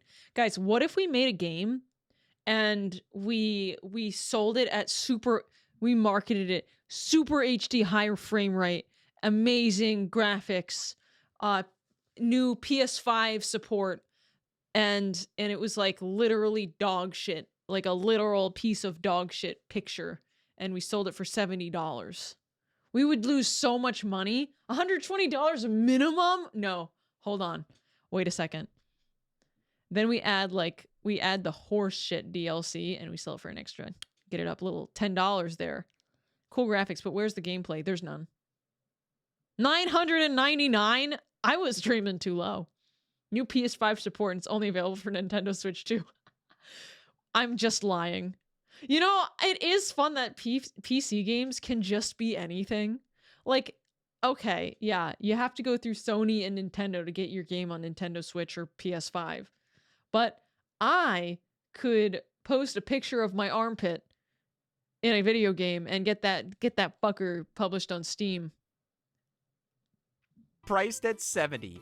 Even when the max game price for the majority of the console's life was $60, in 2023, I discovered anything is possible. Even bullshit. The Legend of Zelda Tears of the Kingdom was priced the exact same as all these big PS5 and Xbox Series X games, even when it was running on hardware most comparable to... give me a second. Alright, now, keep in mind, it's not that I don't think Tears of the Kingdom itself isn't worth $70. Rather, up until this point, price points of most traditional video games seem to be dictated by the hardware it was on, not the game itself. I don't agree with it being dictated by the bad vomit. I don't agree with games being dictated by the hardware. I think it should be dictated by the quality of the game. Comparable to that. Like, was Ratchet & Clank Rift Apart on PS5 truly worth $70 compared to all these games that were $60 just because they were on a console where that was the standard? Nintendo stated they based the prices of their games on a case-by-case basis. The case here being, can we get away with this? Yes, you can. This is like a game. Tears of the Kingdom, okay, it is Breath of the Wild, same engine. It feels the same, but that's what I wanted. I don't mind Tears of the Kingdom being this price. Also, let's be honest, like Nintendo, you go to Nintendo for a very select few games. I know that Kirby is popular. How many of us are gonna buy Kirby? Like Kirby's Air Ride when that comes out. I'm not. I played that game growing up, but it's a children's game. You're gonna buy it? Okay, maybe moot point. Because of tariffs. Oh, did it go up because of tariffs? Tears of the Kingdom, I mean, it made sense. Clocked in at 16 gigabytes tall, meaning they had to use a mighty expensive 32 gigabyte game card to house it all. Didn't stop. That's a lot of money. Hot Ganondorf is worth $70. I have to agree. I would sniff him. The Witcher 3 from being a flat 60, even though it used a 32 gig card too. But Tears of the Kingdom is a new game, a massive game, one that reuses loads of content and assets from Breath of the Wild, a $60 game designed for a console from 2012 whose hardware is most similar to a console from 2005. Damn, they should be paying me to buy this. All right, let's be fair. I don't Did the agree. enjoyment I got out of this game justify the price tag? Making a game run on such shit hardware, a game this big, and make it run well on such shit hardware, basically like a cell phone, except worse than a cell phone. Like, the optimization must have been insane. I can't imagine what they had to do under the hood to make this look like this. It's very impressive. This is an impressive game. Period. Also, a Switch. I got my Switch for $300 at the back of a Denny's parking lot. And it came with a case, an extra controller, tons of games. Like, Switches were at a certain point, they were being like thrown away like candy by people. Like, you can buy a cheap ass Switch. A Wii U, you could trade like some belly button lint and a fresh turd for a Wii U. No one wanted those. Like a PS5, a PS4 even, they're just more expensive, I felt. I would undoubtedly say yes. The fact of the matter is, this was a special situation. Maybe you can not nowadays, argue it though. all you want, but Tears of the Kingdom could probably be considered the peak of what Nintendo Switch was capable of in terms of a game's scope. It still lagged sometimes. Do you want my Wii U? I wouldn't mind a Wii U.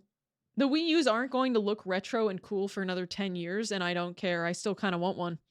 I need a bigger house to house all my shit. It was an impressive title, even by the standards of far more powerful consoles. If any Nintendo Switch game deserved to be $70, Mortal Kombat 1. This game didn't even release on PS4 or Xbox One. They probably considered the Nintendo Switch to be a current generation console, and thus its price point reflected that. And nothing else did. I'm confused, because the publisher Warner Brothers released Hogwarts Legacy, like their biggest release ever, on PS5 for $70, and Nintendo Switch for $60. Why do this with just Mortal Kombat? What is it, because Hogwarts got a PS4 version? So, let me get this straight. This is at the same level as that, even when it obviously isn't, but... Oh dear. Oh my goodness, that is scrunchy. That is a crunchy game. But this is where the line is drawn, where the quality is too damn high to continue to suffer warranting a $60 price point. See, I almost respect this more. Like, what is there to argue? It's just fucking stupid. $70 looks pretty bad. After all that, let's take everything we've learned and try to answer this. What makes a game 70? Son of a bitch, they're 80 now. With the release of Mario Kart World on Nintendo Switch 2, $80 became the standard for cream of the crop gaming. Now I don't think there's any pitter-pattering around these video game price points anymore. Some publishers realized, what's genuinely stopping us from charging whatever we want? You want to charge $80? You know what's going to stop you from charging whatever you want? $20 Silk Song. People are going to buy your game and refund it. People, I swear to God, what's going to stop you from doing this is that you're going to lose sales. The gaming market is like the biggest it's ever been. You know what's going to stop this is Shaw and indie games. Like Silk Song came out at $20 and I felt bad. I bought 5 copies of Silk Song to give away because I felt like I was underpaying for Silk Song. Oh, Mario Kart, but I did not want it for $80. The new Mario Kart is not $80 because the new Mario Kart is a Switch 2 and Mario Kart. I don't want a Switch 2. If every game, I don't want to buy your Switch 2 for the privilege of spending a fuck ton of money on your game. So Sonic Racing is expensive, $90. Sure. I don't have to spend $450 to pay $90. I think it's 70 or 80, but I bought the most expensive package because I'm a fangirl. I actually think it's worth it because I'm going to play it a fuck ton and because I like the IP. I'm not like emotionally attached to Mario. Like obviously you're going to get nostalgia points, but like if I was, I would still have to think twice because this is a huge price point. $90 or $100 games in the future. Now, another thing I have to think about is if 10, 15 years ago, these games genuinely were $60. If Super Mario 64 was $60, well, I don't know. You know, like maybe inflation would have hit by now, right? To at least bring it up to 80. But the market's bigger. You're selling more games. The cost of making them, you don't have to make that huge fucking cartridge anymore. Discs were cheaper than cartridges. Digital is cheaper than discs. For your game. I don't know. I gotta hear more about this. I'm getting heated. I'm like, this guy has rallied me, but he's not even trying to. Do it. Nintendo reason for why Mario Kart is $80? Cause it's worth it. Well, you think they have some math equation to show you explaining themselves? All right. That makes sense now. Thank God you understand gibberish. What we just went through here showcases the game industry's everlasting struggle to warrant higher price points until eventually realizing, who cares? Now, am I enraged at the jump to $80? Will I boycott publishers not sticking to an agreed upon maximum price point? Now, respectfully, who the fuck am I to do any of that? I'm awful. Yeah, I'm not a He bought them! Yeah! I'm awful! fan of this at all, but why are we acting like purchasing a video game for children is making some sort of statement? Either you think it's worth it or you don't. It's not it's true. deep. Everybody's perception of value is different. Nobody's right or wrong. You don't need to buy that toy on the shelf, but if you refuse, you're not better than anybody who doesn't. I'm gonna throw a tantrum. And then I'm going to insist that I'm better. This is not worth it, and I'm better than everybody else. Hey, look, how are you doing? I'm doing pretty good. How are you doing? We're talking about video game prices and we're getting mad. What, you think the guy who's judging anybody who bought Mario Kart World in all those internet comment sections is like a cool guy? Are you okay? Oh my God. Damn, Golden Grams are stickier than they were last week. What, so I bet if I look at all the crap you buy, it'll all check out. Everything will make perfect financial sense. Why does he have that? I'm sorry. Was that click on the PSP? Oh my God, it was a video, PSP video? I didn't know that exists, and I fucking hate it. I am not going to lie. Why is that a thing? Now, does that mean you're off the hook if you defend Nintendo's pricing here? Buddy, what is there to defend? Oh, I gotta stick it up for the multi-billion-dollar company. They need my help. I will lick this for them. Okay, what I'm saying is, let's not judge the Shoe licker. people not buying or buying games at these prices. Let's judge the companies setting them. Because judging each and every person for buying something that you personally wouldn't, we'll be here all damn day. Oh my goodness. Does he need these? I personally think the only time you should shit on somebody directly due to whether they're buying this stuff or not is if they're being an ass about it. If they aren't, and they just bought this game because they wanted to play it, or they refuse because they don't agree with the price, well, who the hell are you to tell them how to spend their money? How is any of this productive? They already bought the thing, or they've already told you they don't agree with buying the thing. Why? Yeah, I'm not going to judge any people, but I will firmly state that I just don't love the IP enough to buy it. That's fine. For some people, they do. They love all the Mario characters and racing. There's a Sonic version. Yeah, there's a Sonic version that doesn't require me to spend $500 on a Switch. It's $400, right? It's $450 for a Switch. Where I live, I'm going to pay like almost $40 in tax. And then maybe $10 to ship it unless I'm in person. It's basically a $500 console. Why the hell do you care if they buy it or not? Focus on yourself, Bubba. Why are you defending Nintendo so much? That splotch on your arm has been there for weeks. Get off the computer and go to the damn doctor. But listen, Oh my god. just because Infections. some games get priced like this doesn't mean this works as the standard moving forward. Is this a cow? I'm sorry. Is this still Mario? What, are you really gonna take a risk on an unproven entity when it costs that much? And you can only really charge $80 or above for a game franchise that's a known quantity with high demand. But even then, this price point isn't a sign of quality.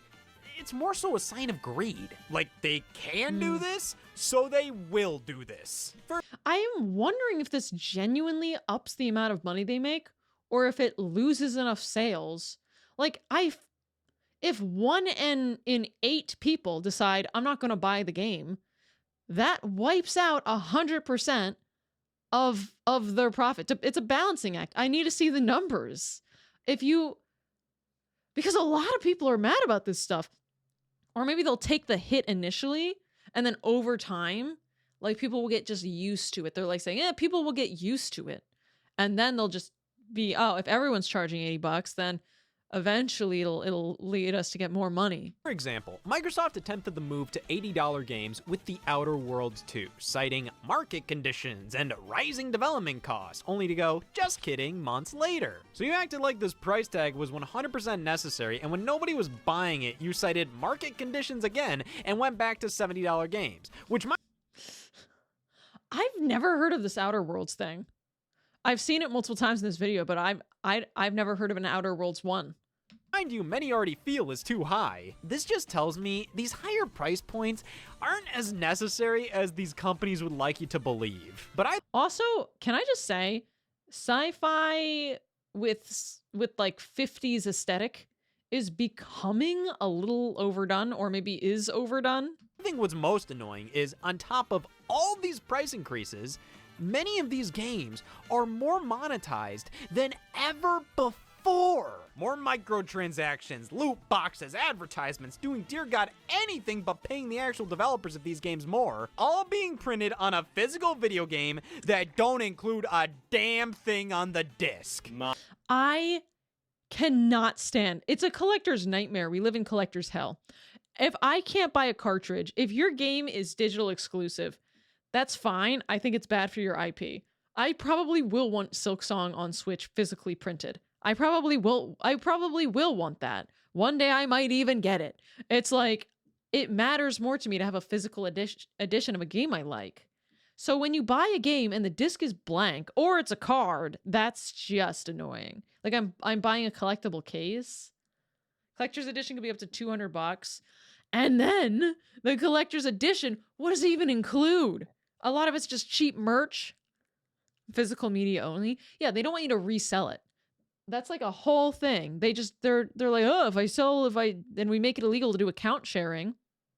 Well, guess what, Nintendo? Get fucked, because I bought my account off of a guy. He gave me all his account information. Guy at the back of a fucking Denny's parking lot. So get fucked. I have Super Smash Bros. I never play it.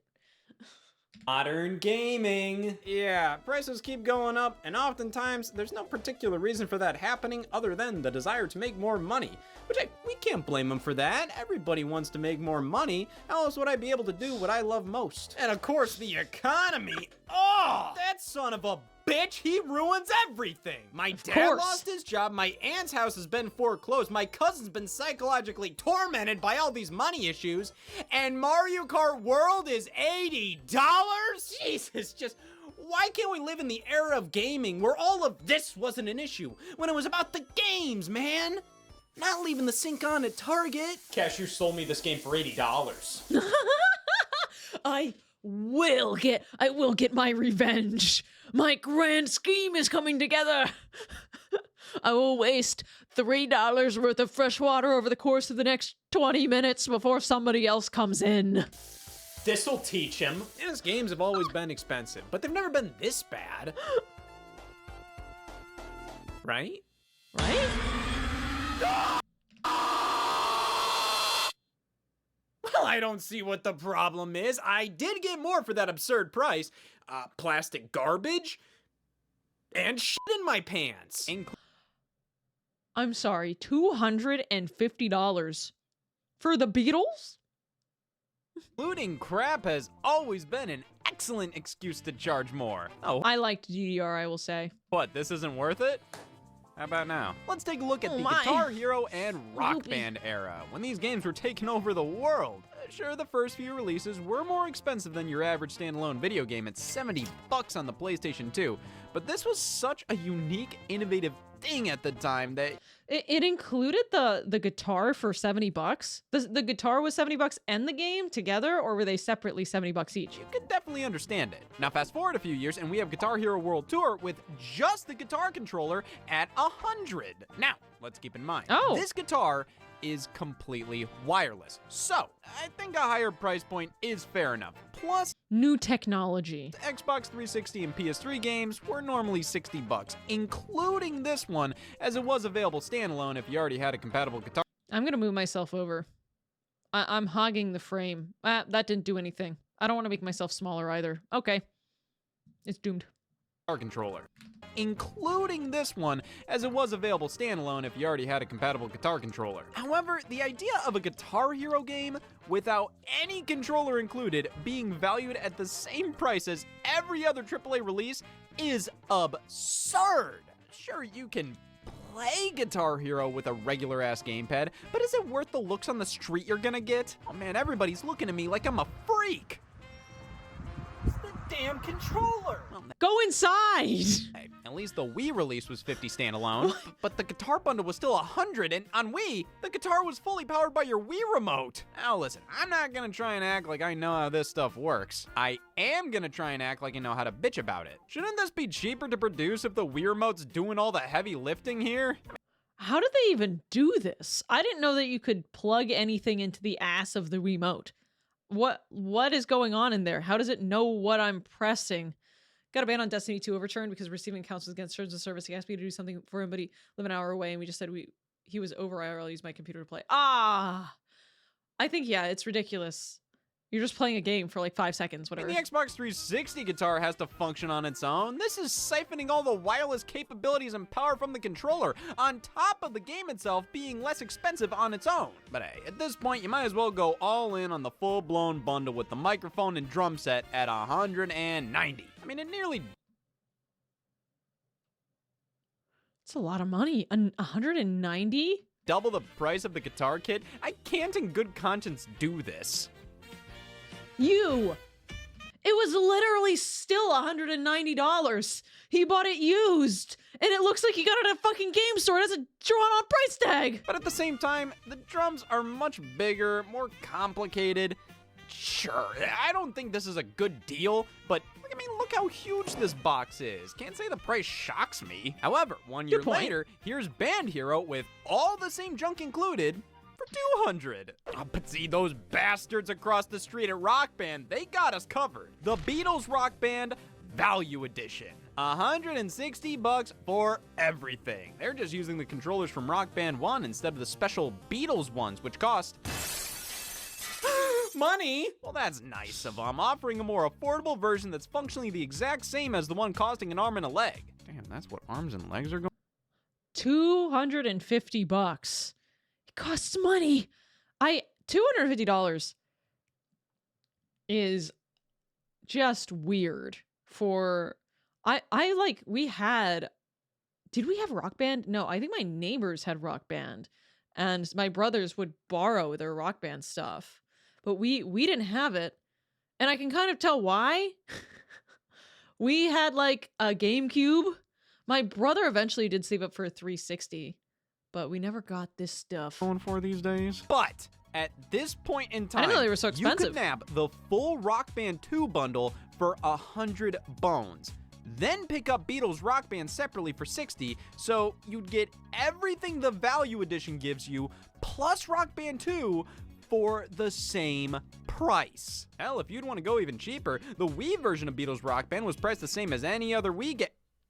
Why was this game $60 on Wii? I thought standalone Wii games with no extra garbage included were $50 at most. No exceptions. Well, I guess anything goes when you're pumping Exception. out a dozen variants of the same goddamn game in 1 year. Were these games that popular? Accessory games, man, acting like they can do whatever they want. And that might be true for a bit, especially when Yeah, peripherals have been pricey. Oh my god, that's a Wii fucking Fit. Guess what? I have one of those right here. I got it at the thrift store for $18. My friend Miwa was over, and we found this at the back of the thrift store, and we both looked at each other and we went, content!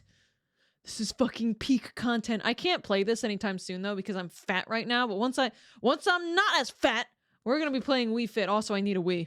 they're bringing a fresh, exciting idea to the table, but over time, fatigue sets in. These concepts are no longer as novel as they once were, and when prices rise like this, it becomes harder to justify, especially when numerous companies were passing out deals back then. So many controller bundles, accessories included at no additional cost. It's like you were being rewarded for buying into this crap. My grandfather got a Purple Heart. I got the Wii Play Wii Remote bundle for $50. Oh my god! All the great prices for digital software at the time. Grandpa would be proud of you. Look at this. 6 to 10 bones for PlayStation 1 games on the PS3 store. What a steal! Some of the greatest games of all time, dense with hundreds of hours of content in some cases. Same goes for all the Stone Cold classics on the Wii Shop channel. I mean, NES games were all only $5 a pop.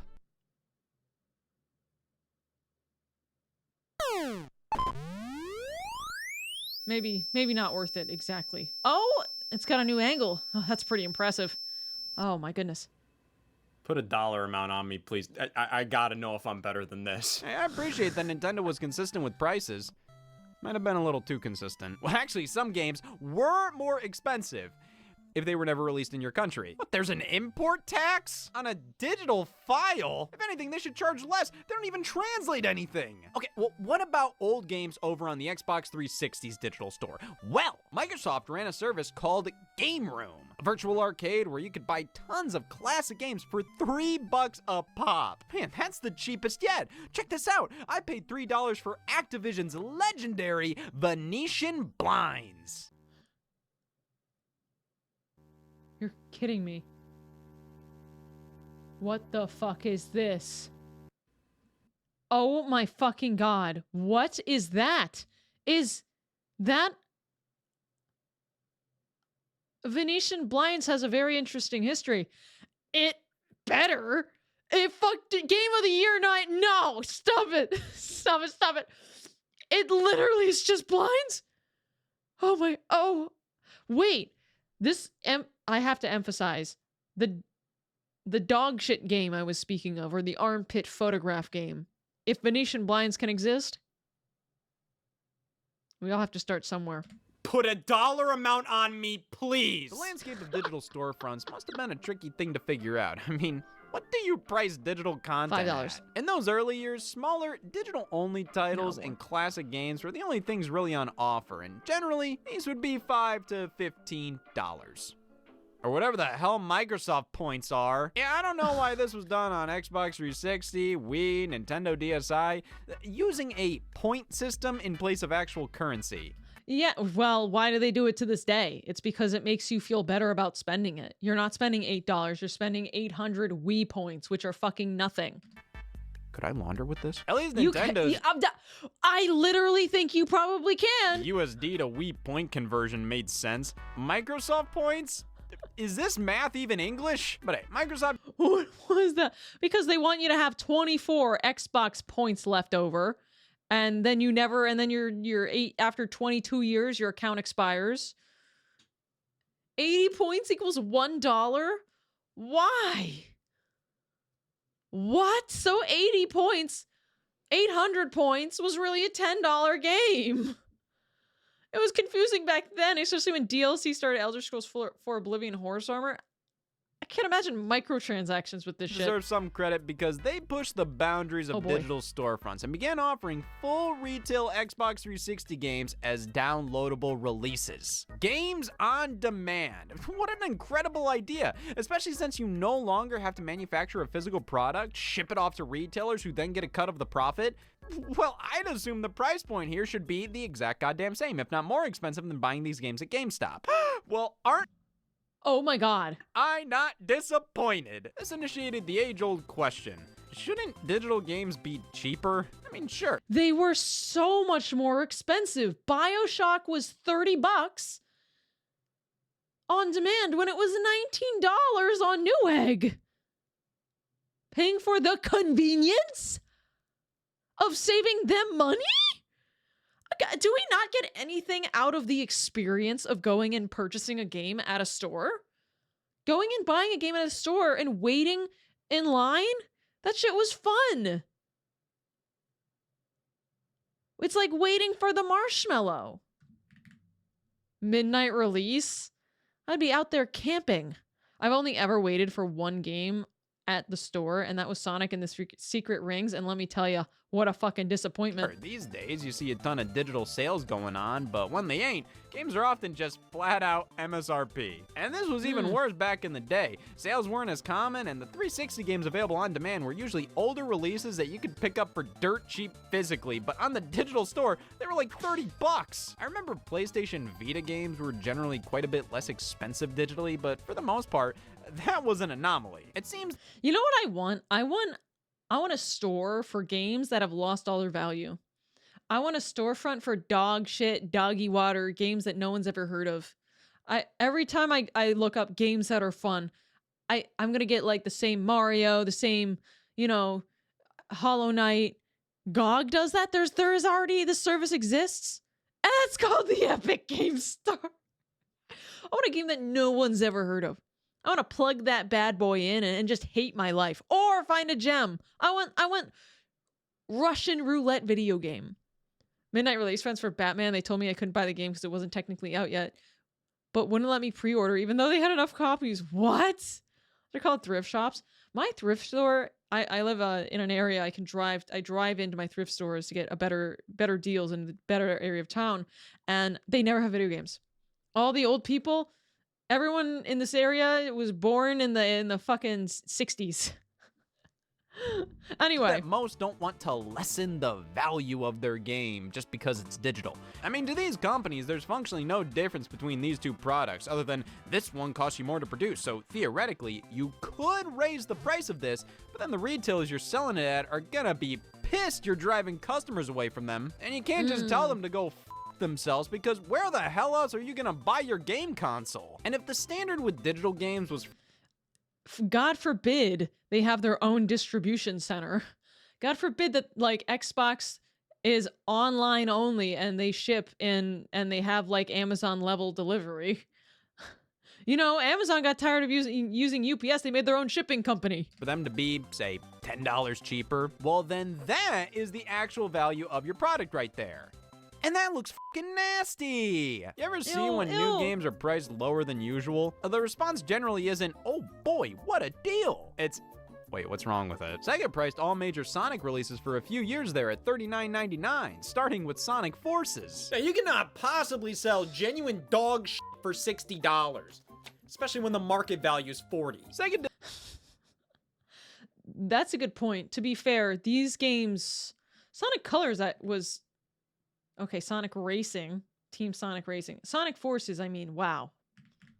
That game was not really worth anything. Did this due to the Sonic franchise being a bit down in the dumps at the time. So Yeah. how else do you get people back in your corner? Well, sell them mediocre products priced accordingly. Oh, wow, well, as long as it's not charging me $60, you can do whatever you want to me, Sega. Well, then It's considerate. It is considerate, you know, that they were like, well, you know, people aren't really, you know, we're not gonna milk the existing Sega fans dry. actually, with the release of Sonic Frontiers, they swapped things over to Yeah. $60 to showcase how Sonic games were high-quality AAA experiences worthy of the investment. I bought this game brand new for $29.99. I like that Sonic games actually drop in price, not like any Nintendo games ever. I bought Pikmin 1 for $30 recently as a download on the Switch. When I say recently, it was 2 years ago. And Sonic Superstars released a year later and was 5 hours long. Could have been worse. And I don't think it's fair all the time to judge a game's price by how long it takes to complete the main story. Still a good game. Like, there's so much else you need to consider here.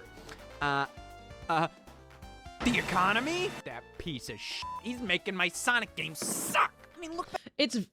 I will take a Sonic game that doesn't play like I want a 5-hour Sonic game that's good over a fucking 50-hour Sonic game that is dog shit. Back at the 90s, when everything was more affordable, you got Sonic and Knuckles on the Sega Genesis for $60.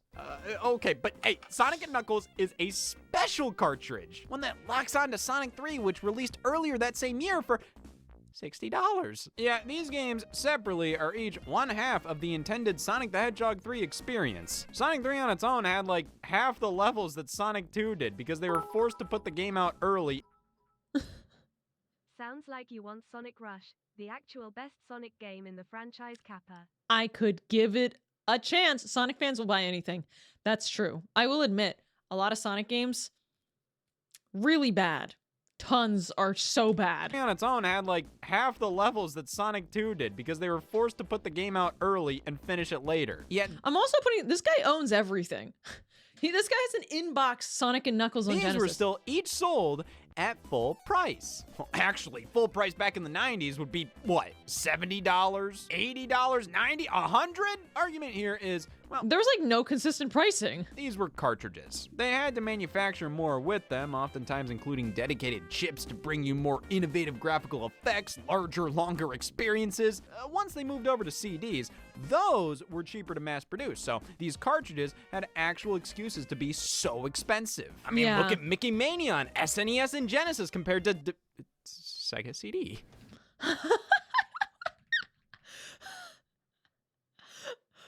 Oh my god! Where were you at the boycott? To be fair, on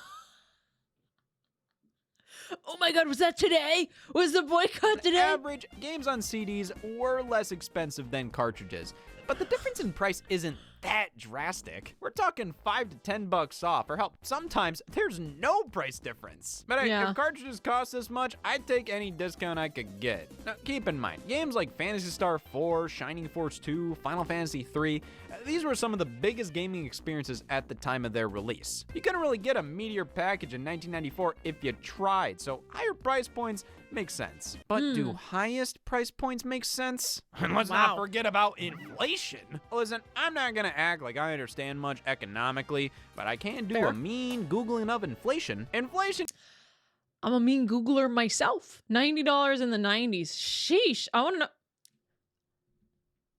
I'm so curious what that is today. is a funny I'm not going to look it up. I'm too lazy. little bugger because many use it to instantly prove, well, actually, as you can see, we're getting bargains these days. They were selling games for $200 in today's cash. Wow.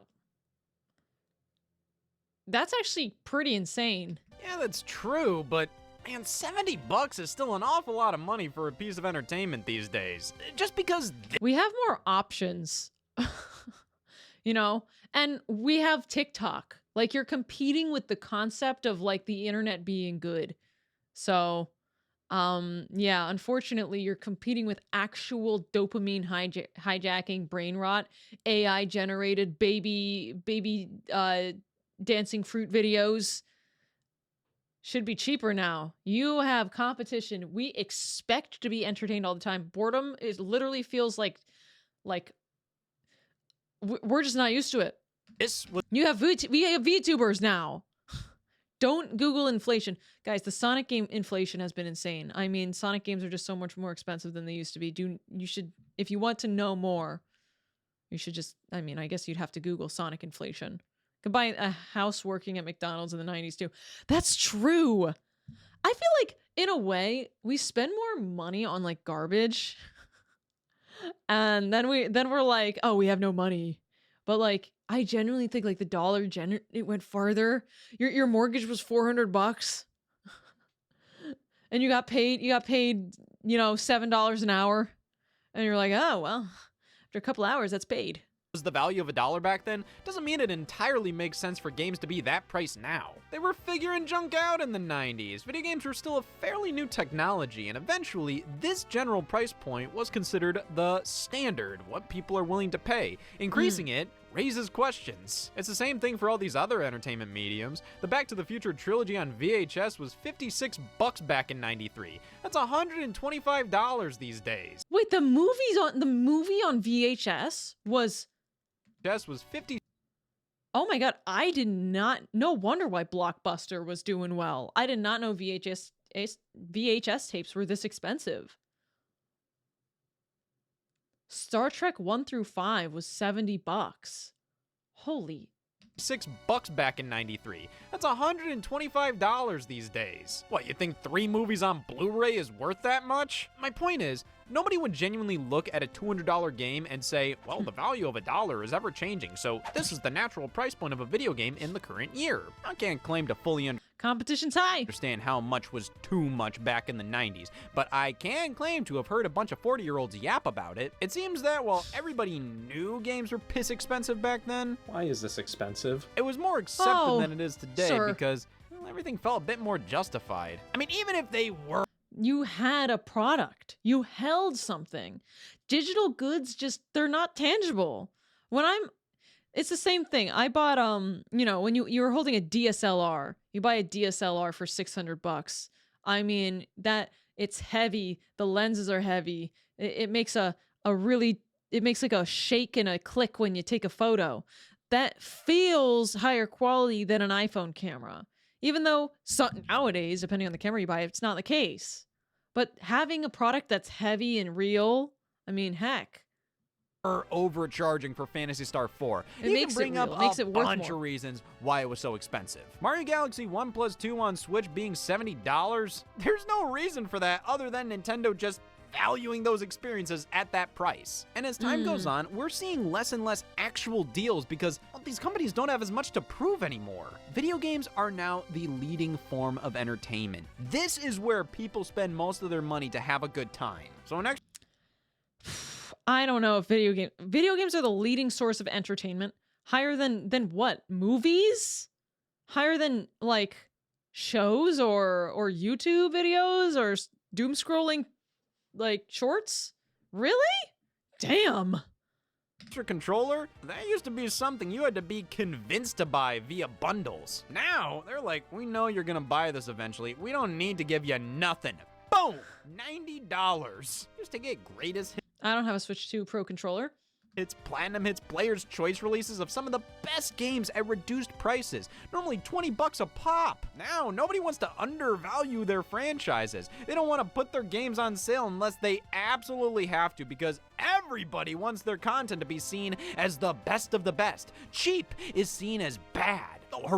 I do agree when a game is on sale, you know, it's a $70 game. Art looks good and it's marked down to $2. I get a little suspicious. But you also have to consider that if you mark your game down, somebody's going to buy a Steam account and sell it on G2A. You know, Balatro is $15. Yeah. A lot of indie games, like great concepts, nothing fancy needed. Just fucking beat out these huge experiences that are just inherently less interesting. But Horizon Zero Dawn Remastered is getting released at $50? Well, now we gotta take the $20 PS4 version on digital stores and double it to $40 because we need to maintain consistent brand value. What the fuck? Hey, listen, I can't believe I'm mourning the lack of player's choice. I don't like the man I've become, and that's what money does to you. But as piss ugly as this is, Why is this ugly?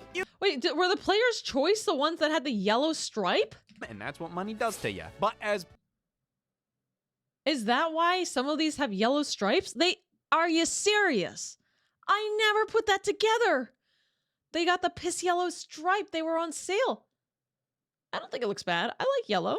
piss ugly as this is, Why is this ugly? you can Editor, edit it so that he's pointing at me. And if you don't want to, then just don't do it. definitely suck it up when you see the price. 20 bones for some of the best games on their respective platforms. Pikmin 3 for $20 would never happen. BB, come here. I'm baiting BB because she's rubbing her head against my computer and I don't want to lose my PC. Absolutely incredible. Air And ride? I guess games at that low price just aren't possible these days. I was gonna say something. I was gonna speak up. Love Oh. your content. Thank you so much, God Eating Crayon. Thank you for the Prime for 3 months. And I'm glad you like the stuff. Lego, Crash Bandicoot. Wow. Stop bullying our OSHI, Sunny. Don't bully me, I'll cry. I'll cry and it'll be very pathetic. Yeah. Silk Song. We're never gonna have this again. Silk Song was such a groundbreaking moment in gaming that 3 fuckers got together, made a sequel to a game that's fucking incredible, made a sequel that happened, because how often does a sequel not just explode and implode and everyone shits themselves and never happens? With like basically no Kickstarter on the second one, no nothing, no goals, just made a fucking good game and charged $20, and every AAA, every fucking Sony, Nintendo, like immediately queefed their jorts, shit their pants, passed out for 7 hours, woke up, did have a Kickstarter. Yeah, so Silk Song, no, didn't have a Kickstarter. History Master, thank you for the 500 bits. Yeah, I appreciate it. Yeah, but I mean, that's never gonna happen again. Oh my god, you got the 40K bits badge, thank you! Doki Doki Literature Club was free. That's so crazy. Oh my god. Oh. So these guys are just assholes then. Listen, video games have always been some of the pricier forms of Yeah. entertainment, and we I do want to say there's a bit of a cultural element to Nintendo. I studied abroad in Japan for 1 year. I speak Japanese. I passed JLPTN2. I'm a huge fucking weeb.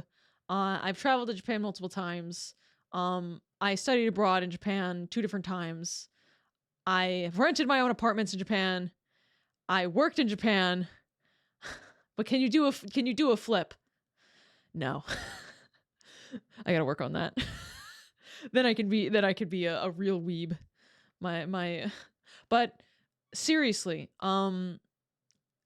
Japanese companies are so obscenely wasteful. They basically delete money. And it's not uncommon for like hours to be spent on waiting for permission to fax something. I got in trouble one time when printing English lessons because I used printer paper from the company and I did not ask for the printer paper. And we sat and discussed the printer paper for 30 minutes. It was 20 pieces of paper that all they had to do was say, oh, you know what? You have to go to the library to print that. Or the frickin' 7-Eleven. Would have been no problem. That didn't happen. We had a conversation about it. And then it kept going. And there were like 3 people in the room. How many times have you used the printer? Are you always using this printer? Do you know what settings to use on the printer? Did you ask to use the printer?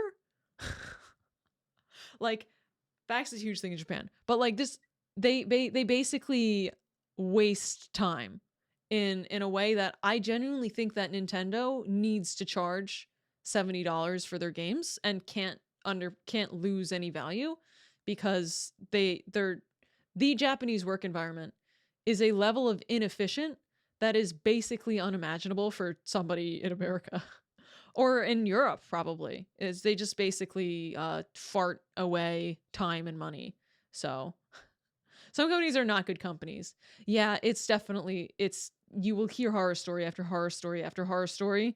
There's a lot of foreigners in Japan subreddits that I was lurking in and being active in when I was over there, and it's the same story 1,000 times over. I swear. Sounds like a 40K administration. Yeah, it really feels like it. Administratum. Yeah. The end depreciates against the dollar, yeah. But that's why Nintendo probably does it. I think, wait, Sony's also a Japanese company. Microsoft just makes bad products. And, and wait, Microsoft is just like rich as shit already and has like Windows. I don't know why they make video games. You already fucking suck at making like software. We can find an endless supply of stupid ass price points throughout history to point at and go, see, things have always sucked. But I think a big difference between rising prices then and now is how enough never feels like enough anymore. Prices of games aren't just high, now we're begging you to pay for the DLC, microtransactions, a subscription to play online multiplayer, subscriptions for the game itself, subscriptions in the game itself, the deluxe edition, the special edition console, which is more expensive than the standard one and doesn't include the game. Extra. What? It doesn't.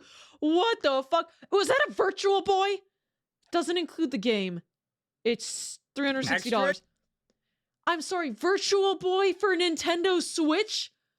Are you fucking serious? I did not know they made this. I owned a Virtual Boy. The original one, I had no idea they remade it.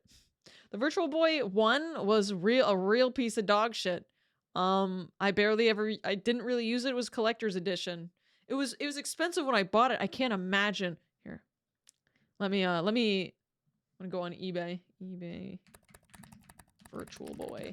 Just make sure it doesn't say, oh, we fucking grabbed your address. Holy shit, they're not that expensive. Oh, okay, the buy it now is $250. Actually, it's probably about the same price as I bought it when I was collecting.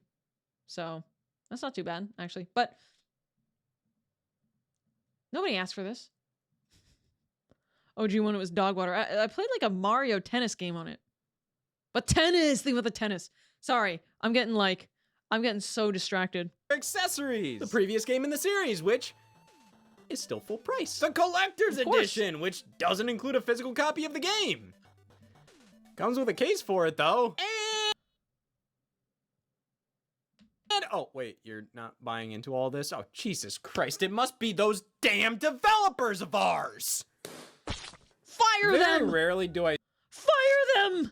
And send them home with a note that they should open in front of their families and their children that explain that the children will not be getting Christmas presents this year. Send them home. See something I consider a good deal these days.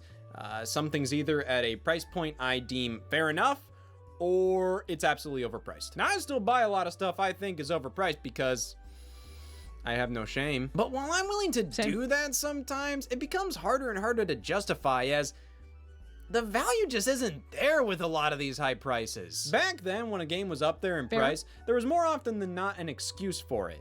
Now, their excuse is that they want more money. And that just doesn't bode well for this parasocial relationship I've been working my ass off on. My god, Nintendo-kun. Well, as much as I can complain about how expensive modern gaming has become, let's take one last look at gaming prices throughout the years. I'm sorry, somebody in the chat pointed out that he left Pepto-Bismol in the back of his set, and I see nothing else as well. As everybody mourns differently. Games for the Neo Geo AES were generally $199 a piece. Same price as a Super Nintendo. Here's the thing. These games were considered arcade perfect, which was everything you could possibly ask for back then. The arcade was where you saw the latest and greatest in graphics. Then you'd go, well, damn, I gotta get this for my home console.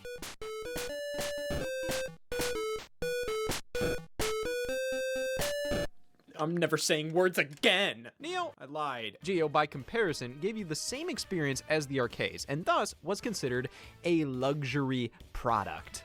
I see. That's so I've never even heard of this Neo Geo. So it's basically like an arcade machine at your house.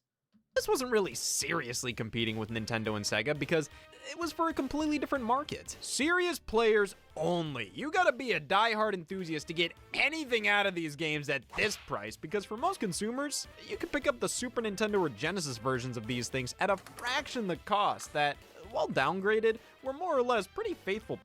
Oh, I'm sorry. I literally don't.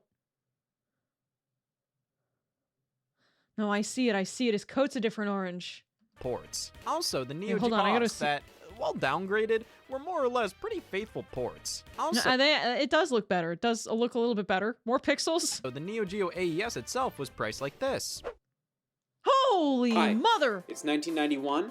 I can afford a Neo Geo AES and Neo Geo AES games. My name is Jesus Christ. But hey, even if you didn't have a Neo Geo, you still had opportunities to buy games at the price points of full-blown consoles, like Virtual Racing on the Sega Genesis, costing $100. I mean, look at the original arcade game, released back in 1992. It would take a satanic ritual to get this to run on a Genesis. Welcome to hell. Okay, well, Virtual Racing definitely couldn't run on this hardware without some finagling.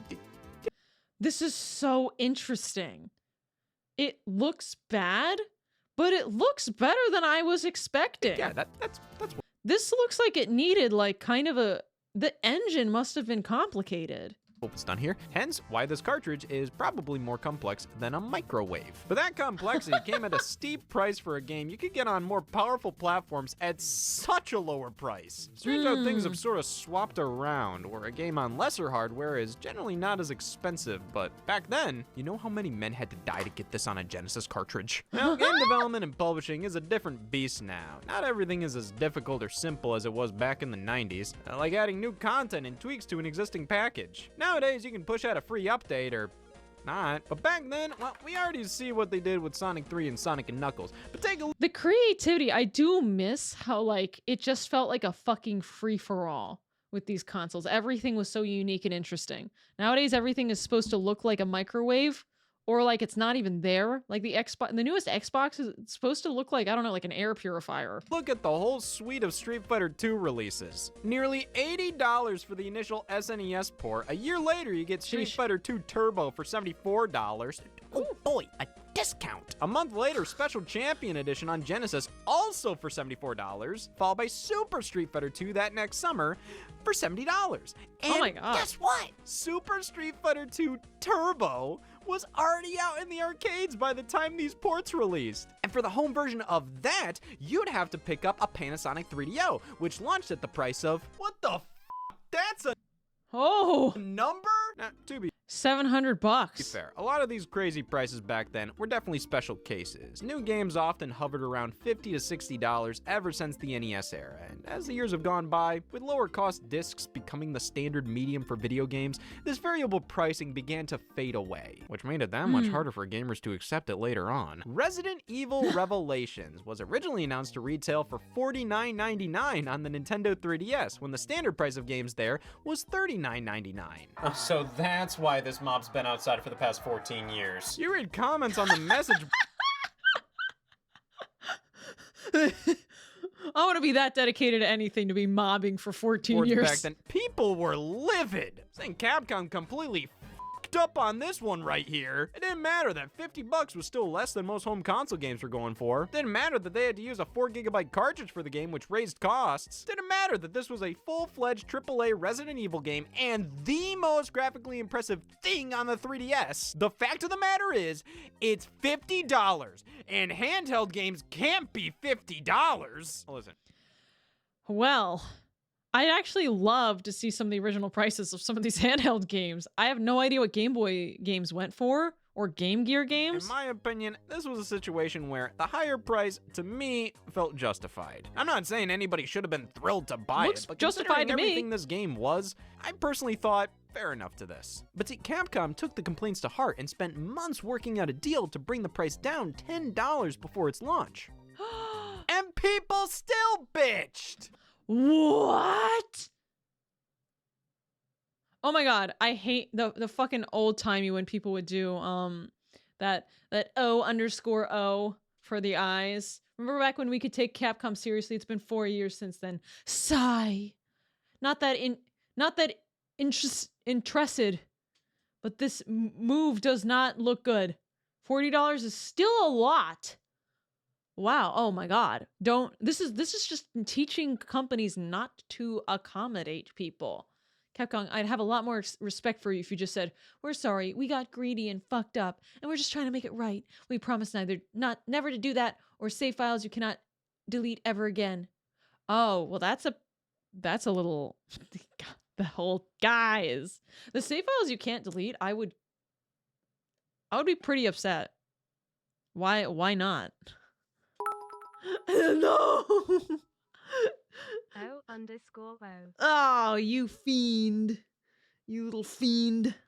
Thank you for the 500 bits. My god, you look at how people were talking back then, and it's like the same thing these days, but this at least seems reasonable compared to this. But what, is this just life at this point? Are we gonna look back at Mario Kart World in 10 years and go, oh, we had it so good. We bitch about prices being high compared to what they were, which we're still bitched about. But when there are loads of people willing to pay $100 to get 4 days early access to Forza Horizon 5 on PS5, I guess you can just price your games at whatever the early access? The game is 4 years old! The price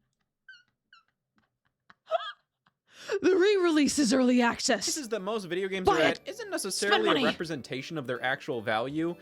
It's the highest price point they think they can get away with. But even though these companies set the prices, it's up to you at the end of the day to decide if they're worth it or not. Now, you can't control what other people buy or if they think a price is worth it or not.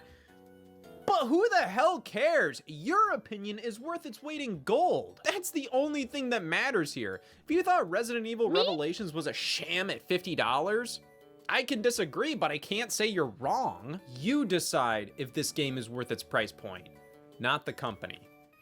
Hell, you can decide if it's free or not depending on how far you're willing to go.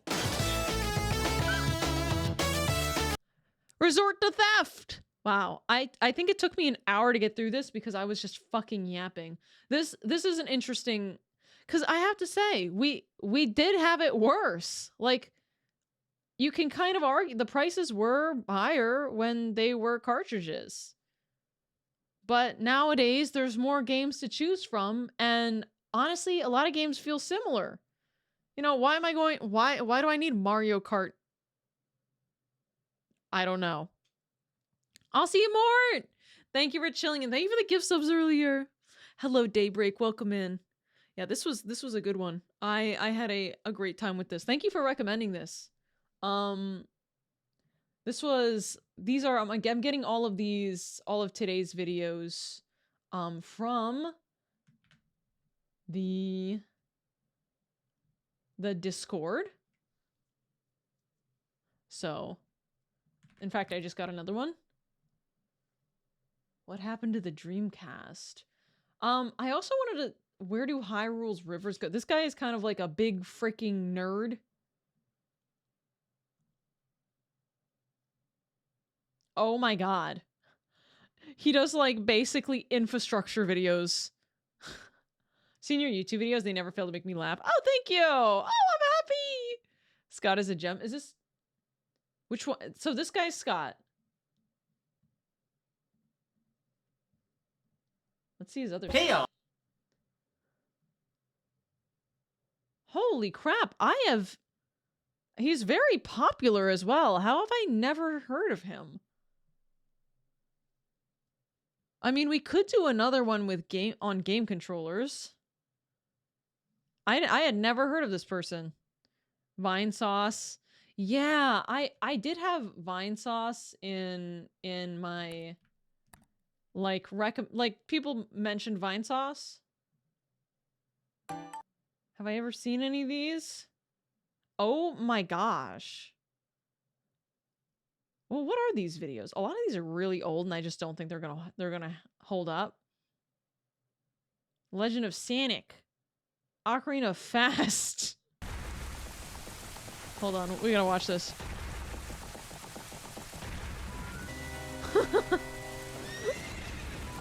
This is actually pretty peak. Sayu's found sun! Thank you for the 6 months! What channel do we post suggestions in? I posted in the vids channel. There is a suggestions box. I'm not gonna lie, my mods took over, and high key, I don't know if I really like how this was reorganized. I might need to go in and just get rid of a lot of channels because it's impossible to find the suggestions box. I might go and clean some of this stuff up. But yes, suggestions box. Wake up! Hey! Hey! Hello, Stanik. Let me show you how fast I can go. Bunny ears? Watch the speed. What the fuck? So he just breaks games? Ah! You can make a new suggestions box. No! Much better. Now I can go fast. Oh, okay. What's up? Nope. Too fast. Cool. Where are you? Stop so it! Cool. Look, he's trying. There he is. Mito. Oh, wait. Nope. Too fast. Did you get through? This is so obnoxious. I love hacking Muffled games. in the distance. You're too slow. Yep. Oh, okay. I was here the whole time. Good, good. Oh, you're leaving. Sonic, no. Don't go. You're so...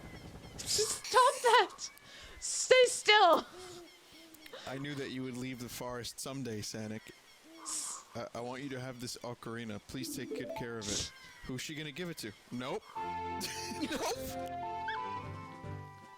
You're Stop too breaking the slow. cutscenes! Stop it!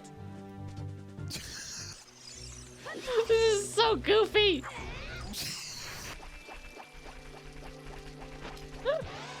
What is this fucking mod? You guys remember? I went. Thank you for the bits, Paratrooper Dylan. Kind of a funny meme with Scott the Woz that's weirdly prevalent. If a YouTube in the video game space gets cancelled for valid reasons, if that YouTuber had a subreddit, that subreddit gets taken over by Scott the Woz fans because Scott is notable for never doing anything bad to anyone. Oh my god. If a YouTuber in the video game space gets canceled, Scott fans are just like, I guess I'll settle in here. That's pretty funny. So fast that I got an access violation. What? He broke his System 32 file got deleted. What's wrong? What's wrong? Nope, too fast. Oh.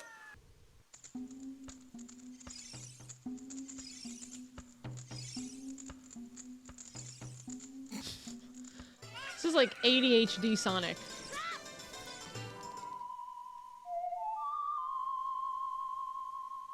Drowns.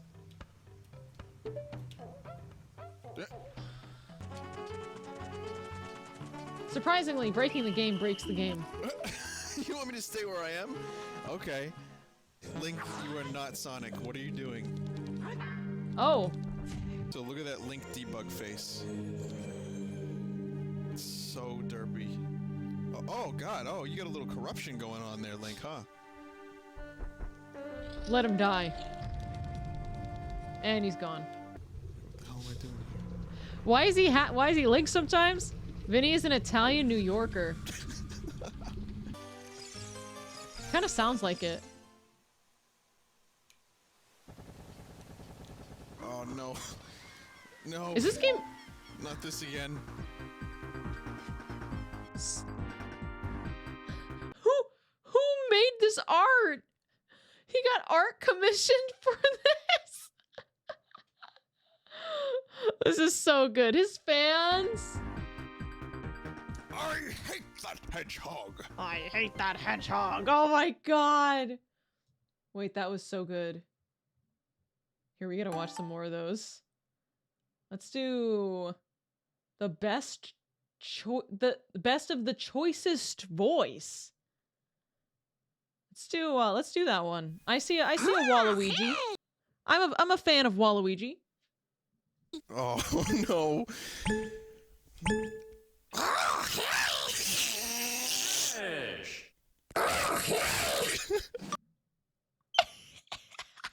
Wait, that was pretty accurate. Oh. Everyone thought it was. I have to do 3 impressions, the best I can. That's what this minigame is. Mario. Okay, rate mine. Mario. Mario. Dude, get your mouth away from the fucking mic.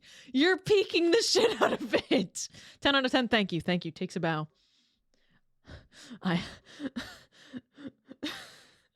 I did my best. Finish! It's a 3DS. They love it. Oh, Waluigi. Wait. Oh no. Are they supposed to be voting what they think it is? Oh no. All right. Wah! There's mine. Thoughts?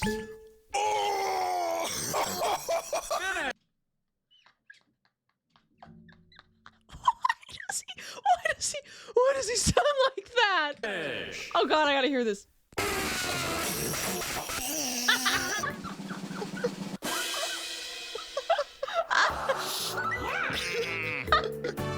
That's a dad that's been smoking for 40 years. He's 60. He's nearing retirement. And he just woke up. Oh no. This is impossible. Wait.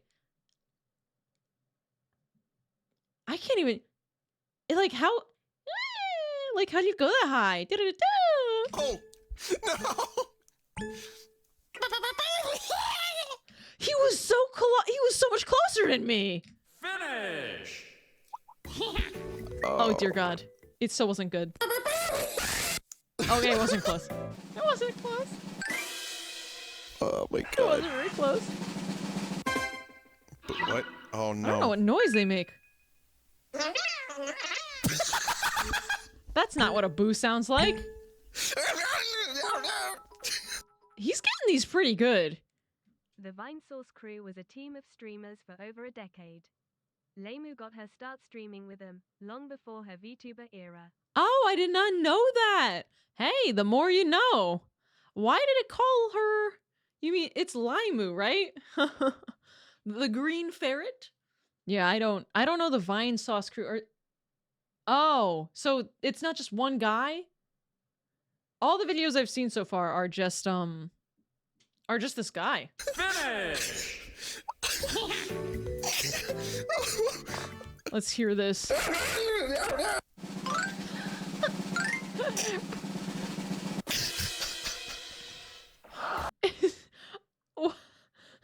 I never knew this existed. Also, I swear to God, backing up like a half a foot will help him a lot here. How the fuck was I supposed to do that? Wario! Try harder. Wario. Mario.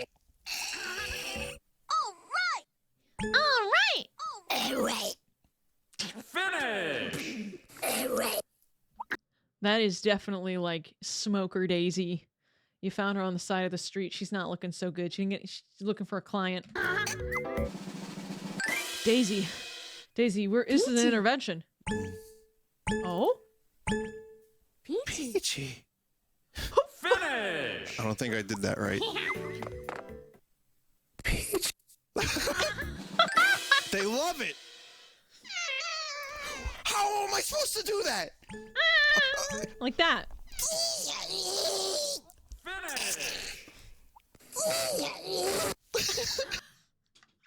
That is like the worst case of diarrhea. Like I would just assume somebody's in the bathroom and I do not knock. I go find I go to a different toilet. How am I supposed to do that? Give me 1 second. My cat is stuck and extremely unintelligent. Good girl, you're getting kicked out. My cat is licking the fucking extension cable. She just licks things. She was just licking the extension cable for my computer. I'm like, oh my god. How is any human being supposed to do that? 3. It got 3. Pretty good. Well, he got the fucking grumble there. Whoops.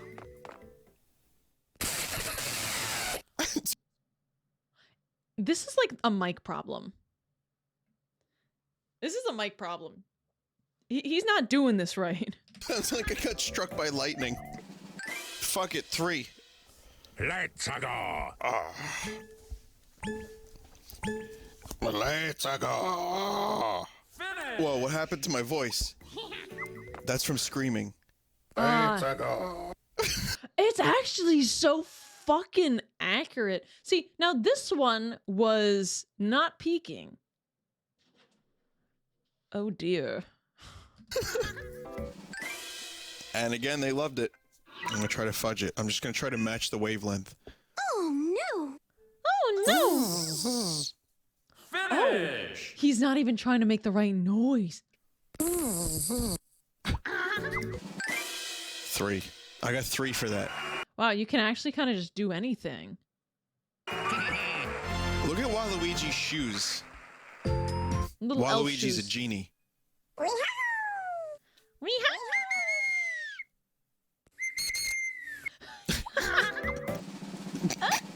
The ocarina was a good match. Wait, he's literally just playing instruments. How do you do boo? How? How? It is a human voice.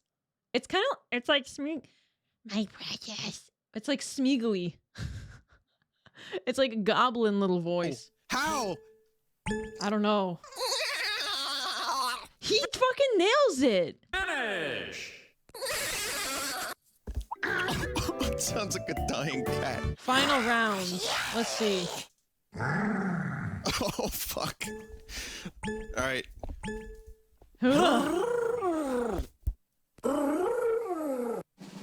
My best one ever. Yes. He's so I think this is made out of spaghetti.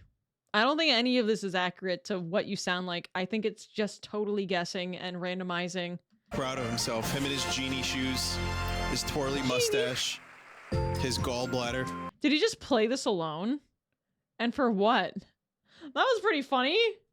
The guy's just a goofy little goober. This stuff 11 years ago, this would have made the headlines.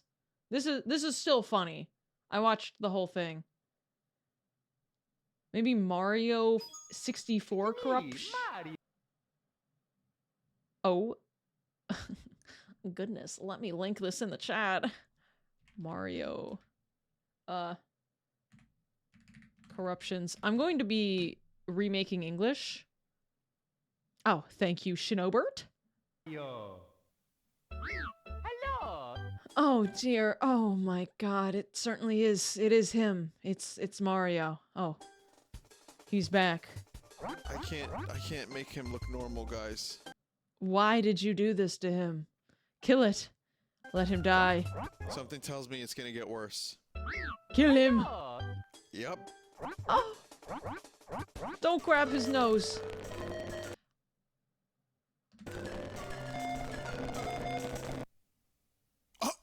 Oh, Peach! She's a unicorn! Come to the castle. I did bake a cake for you. Someone really needs to fire Lakitu. It's looking okay right now. Oh boy. His How? appendages reach the heavens. Oh! Oh my god, his one foot is just really, really swollen. Oh my goodness. Okay. He's just... The whole house is broken. The levels...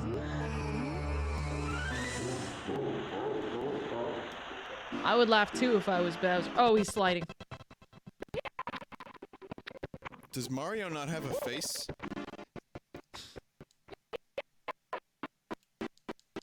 Is this a mod? Did somebody mod this? The emulator is just dying. Okay. So I was gonna say, is this like a did he modded it till it was broken? But no, the emulator's just not good. Mod corruption, same thing. Really, there's no difference when you really think about it. Where have I gone? Oh, good. Thank goodness. You and your very large tongue are back. Oh. Oh, good. What? Yep, of course, the monkey bars. And he's going up. Okay. What? What do you mean, what? He's climbing the monkey bars. Tell me those... Off omps. I'm seeing whip off... Omomps... Blanc. Block. Oh my. You know, good old Mario 64, just like I remember it. Very nostalgic. If I make it to the top of this level, I will be amazed. If you tilt an N64 cartridge, you can sometimes corrupt the game to do random things. These were made with a tool that makes random corruptions. Oh my god. Guys, he's broken. This is what it's like to get a nail stuck in your eye.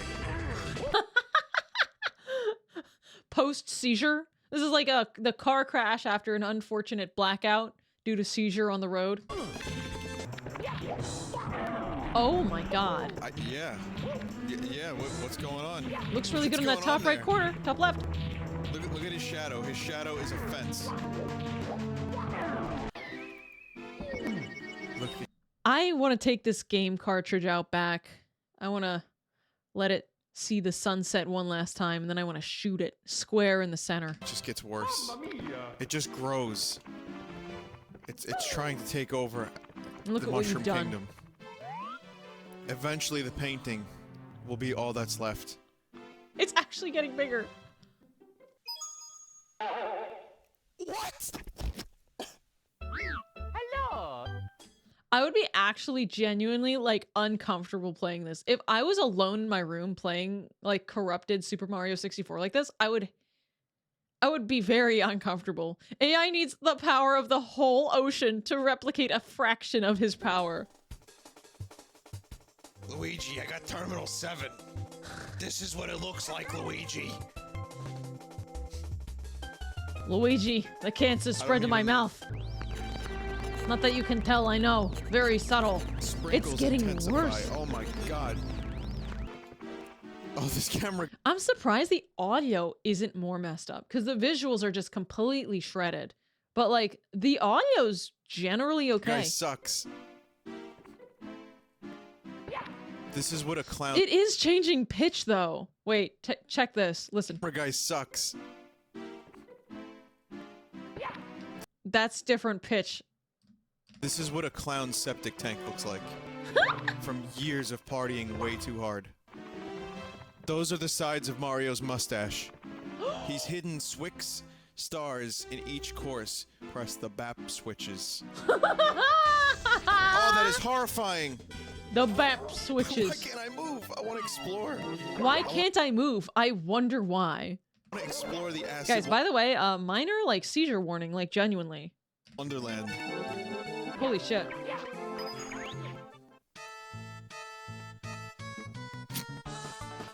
Dear God. Oh my God. Okay. He's still Guys, going. what texture is this?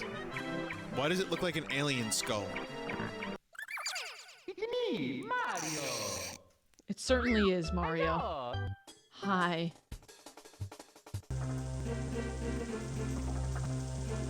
What? It just keeps This is crashing supposed the to be main menu. outside the castle. What are we doing in the clock? Don't you know, the clock is always running. What do you what do you say, chap? What?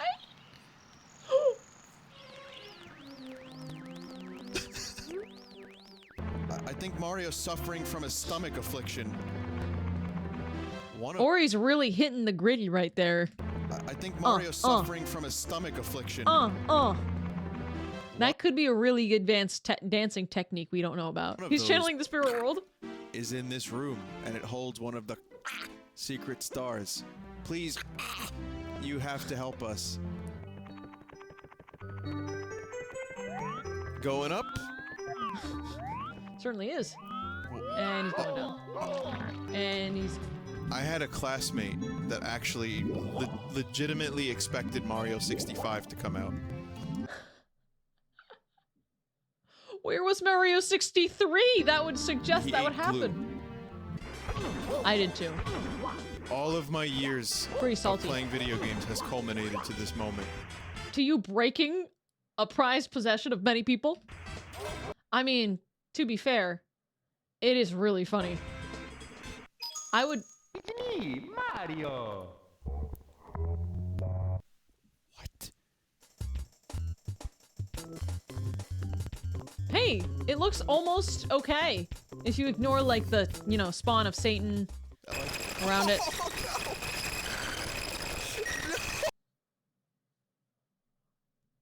When the audio breaks like that, I think it is beyond repair. I think it is fuckoed. These are basically just like YouTube poops, but like focused on one thing. Holy shit, I'm sorry. Is this an Among Us VR short from this guy? Can you guys just click this right here? Just click that. Let me give it a shot. Yeah, everyone click. Yo, dude! Let me explain myself. Let me live this round, and I will... I don't want to watch this. The rest, those videos were pretty funny. I enjoyed, we watched some of the good ones. Sus. Oh my god, Among Us? Oh my god. The Imposter? I mean, it seems like there's quite a few of these Mario Chaos. I love the frickin' Legend of Sonic, though. This was my favorite one, because it was just so goofy. He still makes videos. In fact, he made one recently. Oh, he makes... Okay, I understand. He became more of like a typical game player. I literally have a fucking YouTube video with this exact same thumbnail. I think everybody does. I think everybody has a YouTube video. This is a scene. This is like a moment. Except I have a Lethal Company YouTube video from this era. Special announcement with some toes? Oh my goodness. That was good. So far, Vine Sauce, Scott. I mean, I don't really want to watch his, I don't want to watch a 23 minute video that's like gameplay with friends. But it was a good history, like good history of Vine Sauce. Speaking of which, the story of Sega 32X. We want to watch this. What else could we watch? We have Annie Austin. Where do Hyrule's rivers come from? Game Grump moments. I'm kind of curious about this one. Okay, hold on. I know we just watched The Fall of 76. Nakey Jakey here has a video about Bethesda's game design. It was outdated a decade ago, and I brought up when we were watching Fallout, like, we were watching Fallout 76, which I hadn't even noticed came out, right? And meanwhile, I had said that I played Fallout 4, and it felt old when I played it. And that came out in 2015. Jakey, could you put some clothes on? Why are you so naked? Oh, and it's sponsored. He's got his own sponsor. Which one are we thinking? Oh, are we doing this one? Okay, we can do this one. No problem. Okay, let's do it. You love Nakey Jakey? All right. We have a fan in chat. Let's give it a shot.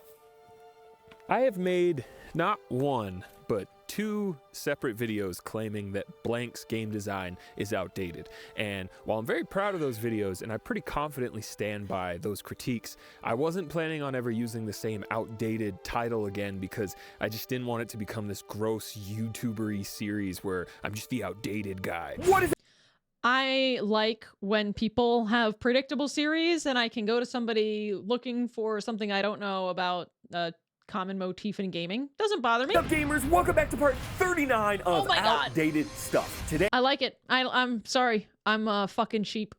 we're going to be taking a look at this expired banana on the counter. If that ain't outdated, then you better call the dog catcher because it must be raining cats and dogs out here. You better go throw that thing out. Oh my god. It's gonna get some fruit flies in there. About the past 10 years of Bethesda Game Studios catalog, Fallout 4, Fallout 76, a billion more versions of Skyrim, and I have purchased quite a few versions of Skyrim. I'm guilty. now Starfield. There is not a more succinct or accurate word to describe how I feel about these games. I have personally made things that some people did not like and criticized, and that's great. Honestly, that's fine. That's exactly how it should be. Why am I saying that right now? Just to say that I know what it feels like. I want to make it clear that I have a lot of respect and appreciation for the hardworking individual devs that crunch 12-hour days to release AAA games on time that we all get to play. Thank you for making Agreed. That's some good recognition. video games, everyone who makes video games out here in the prairie. So I Not blaming any of the devs, of course. promise I don't mean to be hyperbolic or dramatic just for the sake of it when I say I am truly baffled by Starfield. It is seriously shocking to see just how... Oh, so here, my understanding of Starfield is that the game took forever to make. It released, and it was dog shit. And that's all I know about it. So hopefully he'll tell me more about the game itself. Also, am I watching this? I better be watching this in HD. Oh my God. 4K. Got you, Jakey. How little this game attempts to improve or even successfully reuse the same formula and same Frankenstein game engine that Bethesda have been selling to their fans for well over a decade. There's no way that this game is running on the same engine that Skyrim was made. There is no way, because Skyrim's game engine felt bad on Fallout 4 literally in 2015. It is? And Oblivion? No way. Holy shit, how hard can it be to make an engine? What? I cannot understand how this is the space adventure Todd Howard has dreamt of making for 25 years and cooked in the oven for 8. But I wanted to try. You cannot lose the plot so early. Like, you cannot make your game on oh my God, dare I say outdated, like, platform like this. I really wanted to understand. I wanted to love this troubled game so badly. And I stayed committed. Hi, Sunny. They haven't updated their engine? Probably thank you so much for the 11 months. I appreciate it.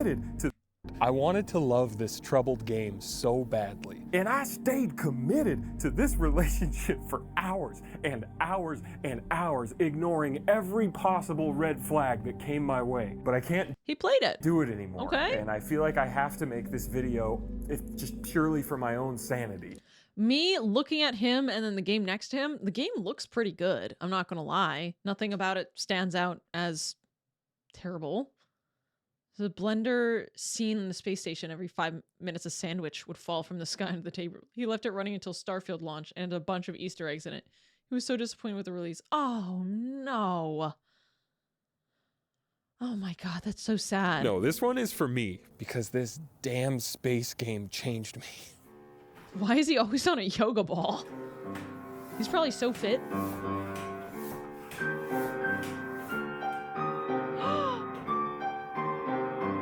Oh. People often describe Bethesda games as Bethesda games, but what does that even mean? I'm sorry, give me a second. The good morning, beautiful mug. And your puppy. In 2011, I would have said open world action RPG where you could go anywhere, do anything, good or evil, knight or wizard, but you're definitely going to be a sneak archer like every single time without... Yeah, no, he's correct. I've probably played multiple sneak archer builds. That being said, this is like nostalgic just looking at. I mean, I don't think the gameplay is purely the reason why Starfield failed. It's waiting for both of 4 and 4 was lacking. Fail. To me, it meant giant world with total player freedom to do what they wanted to do. Don't like someone? Shoot them in the face. Want someone's stuff? Sneak behind their waist. Want to climb that mountain? Hump it on the face. Fallout 3 was my first Betty game after convincing my dad that, nah, dude, it's not violent at all. You don't have to be violent. You could choose to be good and talk your way out of every situation. Which was total fucking bullcrap. Yes, these games might be RPGs, but they heavily lean on the action part of action RPG. Can you sometimes do quests non-violently? Definitely. But more often than not, your to-do list revolves around you killing people and things and spiders and ghouls, and there's usually not a whole lot of wiggle room around that part. If I could, you know, there's a guy trying to kill me. I'm going to shoot them in the face. I'm not going to be like, whoa, buddy, hold on. Let's have a conversation. I don't want to do that in real life if somebody's trying to kill me.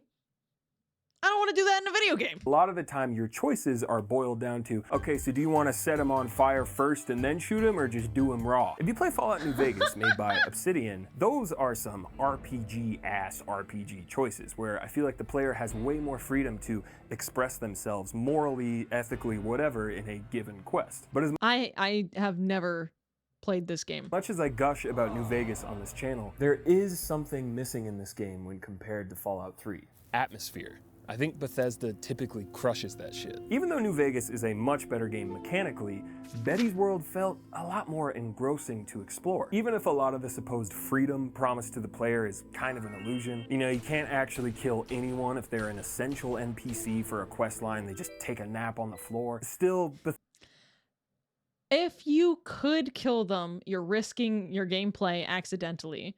Think of the hydrating the stretch. Oh my god, my back. I should have exercised today, but instead I streamed once and then I streamed twice. Ah, ha, ha, ha. Second stream of the day. Hey, high five. Bethesda does a really great job at making you feel like you're on this grand adventure. And the soundtracks, dude, oh my god, the Skyrim soundtrack alone might be up there with Chrono Trigger for like the greatest video game score ever made. I've never played Chrono Trigger. Now I'm curious. Kirby 64? Interesting. All of these songs make you feel like you're living inside of an ancient blade made of suede. Oh my god. I high key would do fucking anything to have like a room with a cozy kotatsu, some hot chocolate, and a record player with the Skyrim soundtrack on it so that I can't fucking turn it off and just like fucking sleep there. My god, I'm getting really fucking tired of always coming home to this dude saying some more stupid crap. Hi, I'm Jakey, attorneys at law. Thanks. Oh my god. Oh my Opera GX sponsor. Oh my gosh, I'm gonna go use his code. I'm using Opera GX right now. I'm still gonna click on his code. Download Opera GX? Okay. Downloading. Oh my goodness. And then I'm gonna, if I'm logged in, I'm gonna like and subscribe. And then I'm gonna watch the whole thing. And then I'm actually gonna click again. Okay, very good. We've done it. Who cares how old this video is? Thanks to Opera GX for sponsoring this video. Is your browser boring? Does it make you want to go outside? No, don't go out there, there's wolves out there! Opera GX is a web browser for gamers that you can customize. In the GX store located over here, you can get a variety of browser mods, such as my own, that have their own background music, keyboard sounds, opening and closing of tab sounds, theme and color of the browser itself, unique wallpaper. You can also disable and enable specific mods in the mods menu located on the sidebar. Does your web browser keep you informed on all things gaming? It doesn't? What the hell? With the GX corner located over here. I'm using Opera GX right now. There are wolves out there. You can leave your house and get eaten by wolves. I don't really recommend it. Opera GX will keep you up to date with free games, it's the happened best before. deals, the hottest new releases, and gaming news all in one convenient corner. Look at this deal. Look at I never this have to deal. leave my house? Are you seeing the deals? Look at the fucking deals, Derek. Don't worry about losing all your Sonny, you like wolves? No comment. Stuff from those other browsers. Opera GX has a handy import tool to quickly take all of your shit like bookmarks and cookies and browsing history from your old rinky-dink browser to your sexy new sports car browser. And Opera GX also works with every Google Chrome extension. If you download Opera GX using my special link located here or down below, I did it. You'll also have access to a unique feature where you'll see all of my 12 most recent videos in your GX corner. So what? They never did this for me. Hey, I've done like fucking 15 Opera GX ads. This was never even recommended to me. I didn't know you could do this. You'll never. I'm mad. Never miss it when I upload a new video in 3 months. Use this link located down below to download Opera GX today. Thanks again to Mr. GX for sponsoring this video. Now let's get on back to whatever the hell Super Nakio JKO 64 is. He's counting stars. Let's see if he counts all 120 of them. He probably didn't even do TikTok clock yet because he's a worthless piece of shit. But this guy's not that naked. Because Bethesda games are so unique and so dearly beloved by so many fans, people often give them a free pass when it comes to certain issues because, it's a Bethesda game. What are you gonna do? Issues such as dated melee combat and extremely dated gun combat, even for the time. Brain dead enemy AI. Clunky UIs that always have to be fixed with mods. Optimization and performance issues that always have to be fixed with mods. Enough bugs to fill a fucking terrarium that always have to be fixed with mods. Yeah, the modding community has made Skyrim playable into 2020s. Like these games, I'm not going to lie, without mods, they are dog shit. They're so broken and boring. Any other AAA shooter. In fact, I wonder how much they allow, you know, they're like, hey, well, we're a Bethesda game and people will mod our game. They might just be thinking about that. Had the same issues that Fallout 3 had, where the guns barely even functioned and cast bullets from their mouths like spells from a wizard's sleeve. And the game ran at 6 frames per second on the PS3 because, oops, you saved too many times, don't do that. People would riot. But because these issues are part of a giant package and the appeal is usually greater than a sum of its janky parts, people just kind of go, what are you gonna do? An occasional break in a video game is actually pretty entertaining. When it's like constant, it's bad. The last time I played the Oblivion remake, shit just broke. I was like 8 hours in, the game just crashed. All the shaders were fucked up. Lighting had an issue, was flickering. The game crashed. Never opened it again. It's a Bethesda game. Bethesda game. Which, sure, maybe in 2008, maybe some of this stuff could be ignored. But it is not 2008 anymore. Hell, it is not even 2011, my brother. In a post-Skyrim world where they have re-released that game so many times and it has sold over 60 million copies now, the whole, but it's a Bethesda game excuse is, you guessed it, shit from a butt. Fallout 4 Oh my god! From a butt? Was when I could no longer stay blind to Bethesda's strong reluctance to leave the caveman Stone Age prehistoric time. Dude, you can still feel all of the typical creation jank underneath everything. You still had to edit an INI file to change the FOV or turn off mouse acceleration. The physics were still tied to the frame rate. The load times could still— Wait! Why are so many Bethesda games? Why does the frame rate impact these games so much? Go on for an eternity. But hey, at least they made guns function, like kind of actual guns this time, which should be the bare minimum for a first-person shooter in 2015. Meanwhile, Halo's 14 getting ready for her winter formal. Simple things for a shooter like swapping weapons or throwing grenades felt super unresponsive and wonky, like the game was constantly fighting you on every delayed input. And again, 2015. This wasn't like a long time ago.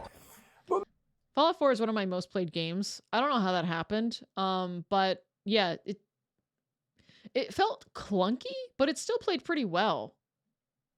I remember feeling like it felt like a little bit like Skyrim. But I'm glad it was like slightly improved, but it felt old, even though it was new. Man, I still played the shit out of this game. But it didn't crash. Like, that's the thing. I don't remember Fallout 4, like, crashing on me constantly. And Fallout 4 is the most bare bones RPG. Where Fallout New Vegas went left toward old school traditional Fallout games, Fallout 4 was like, all right, so it's kind of like janky Minecraft, but with guns. Which turns out is actually pretty fun. I did like the crafting. The crafting was really fun. When I figured out you can kind of just like, you just build shit, I was like, oh shit. And then it's like you got your hometown. It's a little bit like morbid future, messed up reality, like Animal Crossing. Give me 1 second. I need to take a little break here. Scratching on the door. And so I went over to her food bowl and I put some food in that, and I'm hoping that keeps her entertained for a little while. gameplay loop of exploring a detailed Bethesda world filled with cool stuff, getting loot and supplies from fighting baddies and using VATs, using those supplies to upgrade your guns, working on your settlements with the janky-ass builder that also has to be fixed with mods.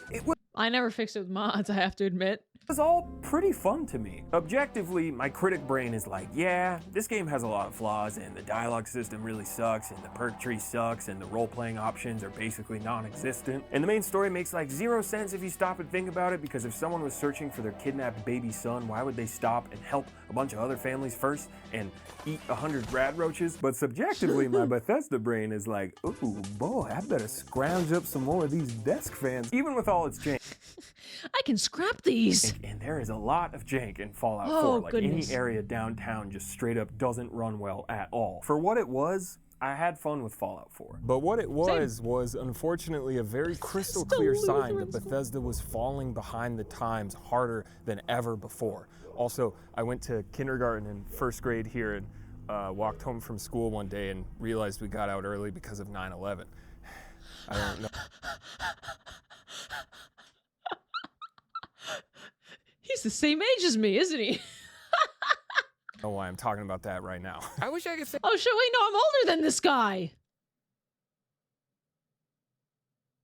By like a year.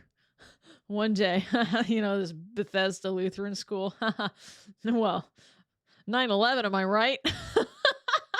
I was shocked when Fallout 76 turned out to be shit from a butt, but dude, I wasn't shocked at all. Not trying real poopy. Real poopy. to be on some cool guy shit, but the second I saw the reveal presentation and how it was gonna run on the same janky ass engine that barely manages to work as a single player game, and now it's gonna be multiplayer online, like www.com type online, yeah, Todd, and I'll be a monkey's uncle. Oh, my sweet bimbo, you have returned. You all know this story. Game comes out, one of the worst launches ever. Bug terrarium is like 16 times the detail. Bethesda gets super scummy about refunds and then gets super scummy about pushing these overly priced microtransactions. I know the story now that I watched The Fall of 76. Also 16 times the detail, 4 times the world size. Keeps out on the canvas bag that's supposed to be included in the collector's edition. It was awful. Fallout 76 is like the poster child for taking advantage of a devout fan base and releasing a clearly unfinished, faulty product. Has there been another Fallout game since this? Also, is Todd still the CEO? Like, did none of this... I mean, I don't know. The fact that, you know, that this wasn't like hey, it's over. Nope. And yes. Oh, boy. They're like, well, they didn't like our garbage. I guess we're done. No. I'll see a lot of people online chalk up 76's failure to, well, it wasn't Todd and his main team that made the game. It was there was their B team, Bethesda Austin, but I'm pretty sure that's not the full story. According to several anonymous devs that worked on 76, as quoted in this Kotaku article that you should check out, people from multiple Bethesda studios worked on this game. Senior staff from Fallout 4's team, staff taken away from the Starfield team, staff taken away from the Redfall team at Arcane, which, Jesus Christ, that's a whole thing on its own. Jiminy Cricket, and Oh my god, these guys were basically given mashed potatoes to build a house on top of. Like, there's no way you can be like, hey, yeah, this engine, yeah, it's 10 years old. It fucking sucked. It sucks now. It was bad. It was pretty bad back then. We haven't improved it. Good luck. And a jockstrap. 76, as described in this article, sounded like a massive live service black hole that no one wanted to touch, because the writing was all over the bug-covered walls that it was never going to end well. But in typical AAA game dev fashion, QA teams get treated like total shit, and upper management ignores issues raised and continue to force everyone to crunch toward this deadline they knew they were never gonna make. And yeah, Todd Howard may have not directed 76, but he's still listed as executive producer, and he's the one that went on the big stage and was like, this is the biggest fucking game we've ever made. It's 16 times awesome. You're all gonna nut. Yo, run. You know, I'm gonna say with Todd, I'm not sure. I don't know if Todd was the one who volunteered. Who else would have done this presentation? Todd was there's probably a room full of fucking executives, finance guy, your law guy, your marketing guy. He loved the stage. Well, who else could have done this? He did this for the love of the game. Did you ask him? I don't know. I don't know, man. It's probably the expectation of him to be on stage. That John Denver joint! And the pre-orders go crazy, and everyone's hyped out of their minds. Even if, okay, let's say he does like it. Well, if he didn't like it, he still would be on that stage. He's a hell of a spokesperson, unfortunately. Sometimes when you're good at something, it looks like you like it, you know? If you're fucking good at what you do, people just assume this is like, oh, your favorite thing ever. He might be a good spokesperson, but he is the only option for spokesperson. He's the CEO. He has to go up there, even if the game's going to suck fucking ass and make the company money. And then it comes out, and it's atrocious. And suddenly now Todd is all, yeah, we knew it wasn't gonna be like a high Metacritic score game, but you know what? It sold really well. It's not about how it starts, it's about what it becomes. Thank you very much. That's true. I like his positivity, but man, it can't suck that bad. There are games who have made turnarounds, but and that's good optimism. But oh boy. Very much. Yo, run that John Denver joint. Come on, man. According to that same article, Todd was very adamant on the whole no NPCs feature, no matter how much the dev team pleaded that it was an insane choice for Bethesda. You know, the studio most closely associated with NPCs. But also, maybe Todd isn't the main bad guy responsible, you know? Maybe he was just under a lot of pressure from big money investors at parent company ZeniMax to make a live service cash cow that would exploit fans and inevitably make a ton of money. I don't know all the details, but there's enough breadcrumbs to make it insane to me that someone along the food chain with authority, whether Todd or otherwise, didn't stop and adamantly scream, "Hey, let's maybe delay this game permanently." But at the end of the day, it doesn't. You know that there was somebody somewhere, and it might have been Todd, who had to make the decision to launch. Delay or launch. Either there was a group of people who did a vote, or there was one guy who was able to make the decision, but they made the fucking wrong decision of hitting that launch day button. Because the only time I ever hear about this game is in this example of talking about games that fucking suck. Doesn't really matter. Regardless of whose fault 76 was, yeah, the damage was done and the pressure was on. After an underwhelming and outdated Fallout 4 and an underbaked and severely malnourished Fallout 76, Bethesda really needed to reach for the Skyrim once again and dunk another classic into our laps. But Todd, he don't play basketball. He plays chess. Ooh. He's playing chess and the opponent is your wallet. I was the kid. I was writing games when I was, 12, whatever. And the other kids in the block would say, I'm going to play quarterback for the Cowboys. And I'd be like, I'm going to make video games and everyone's going to play them. Like, you dork. Go back to the chess club. Who's laughing now? Yes, I was in the chess club. It's hard not to like Todd Howard. He has this Michael Scott type charisma that's weirdly hard to resist. And I find his story of repeat.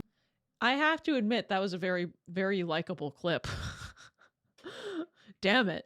Immediately you kind of want to root for him. Applying to Bethesda only to be rejected over and over, really inspiring. Because once he got his leather jacket ass wearing through that door, he would direct Morrowind, executive produce Oblivion, direct both Fallout 3 and Skyrim. Love him or hate him, the man's resume speaks for itself. And it seems like when he was involved in the directing part, the games came out well.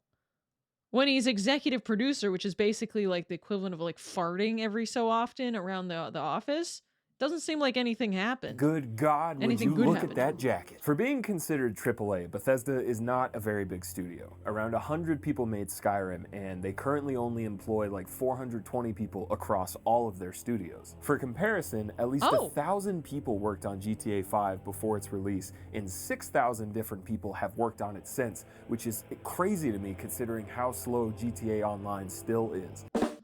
Why does nobody work on these games? Why are they so small? Also 420. But why not hire more people? On the one hand, I think it's really impressive that Bethesda is much smaller than other big-name studios because it means they must have some really powerful paladins over there casting some serious buffs. But also, when you're making that AAA money and your games continue to come out janky as shit, maybe hire some more fucking people to make your games actually function properly when you sell them for $70. Yeah, get an in-house team to make you what? Okay, when we say their engine, is it not that everybody just makes their games in Unity or Unreal nowadays? Why must they make games on their own engine? Are they saving in license? They must be saving a fuck ton of money in licensing fees. Pride.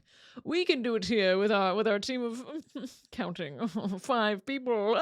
They still had huge bugs. People overlooked them. Skyrim literally had game-breaking bug at the start of the game that needed modders to make it function. I don't remember that. But they probably didn't hit it. Specific functions.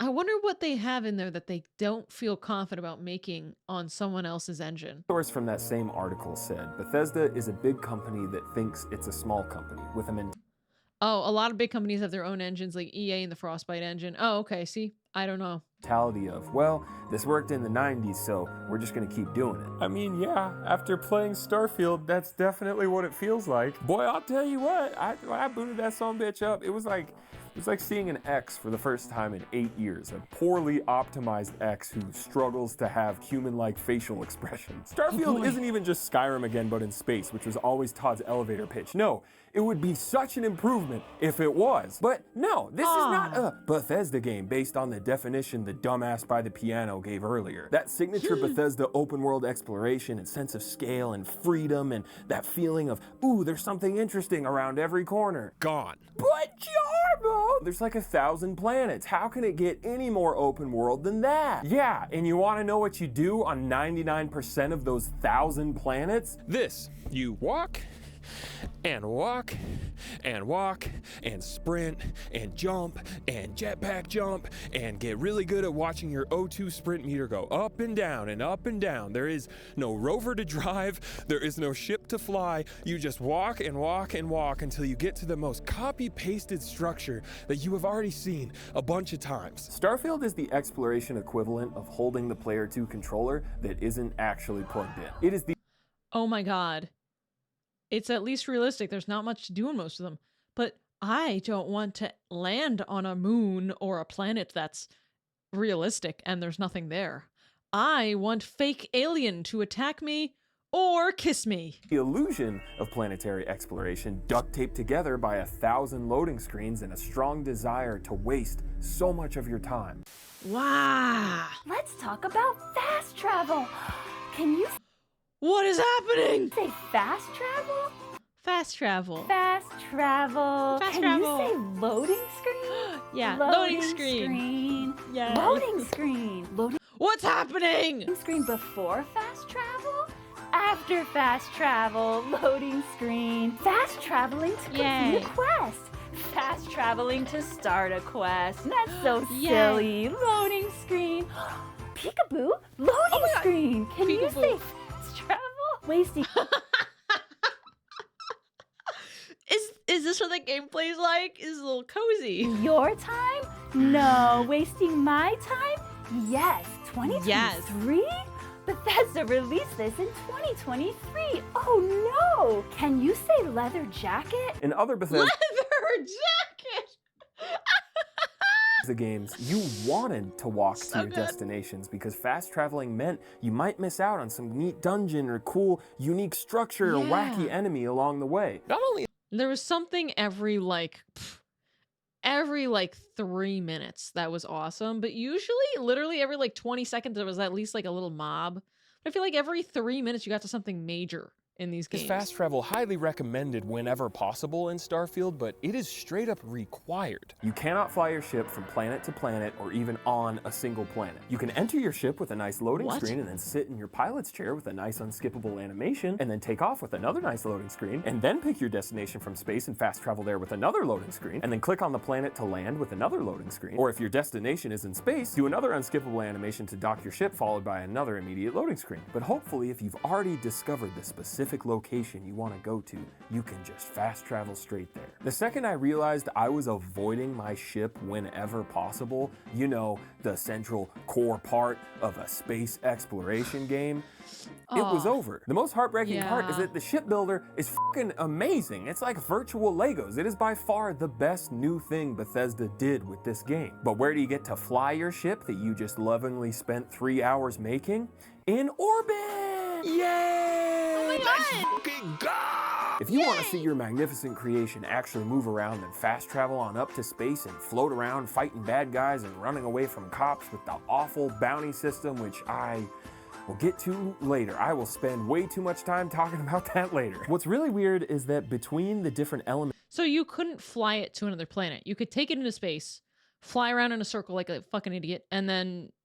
But you couldn't go to a different planet. That was just in orbit. What? No Man's Sky was one of the best space exploration games after all the trouble. See, that game also, like, I have been told that if I buy No Man's Sky, I will have 200 hours worth of content, like, hands down.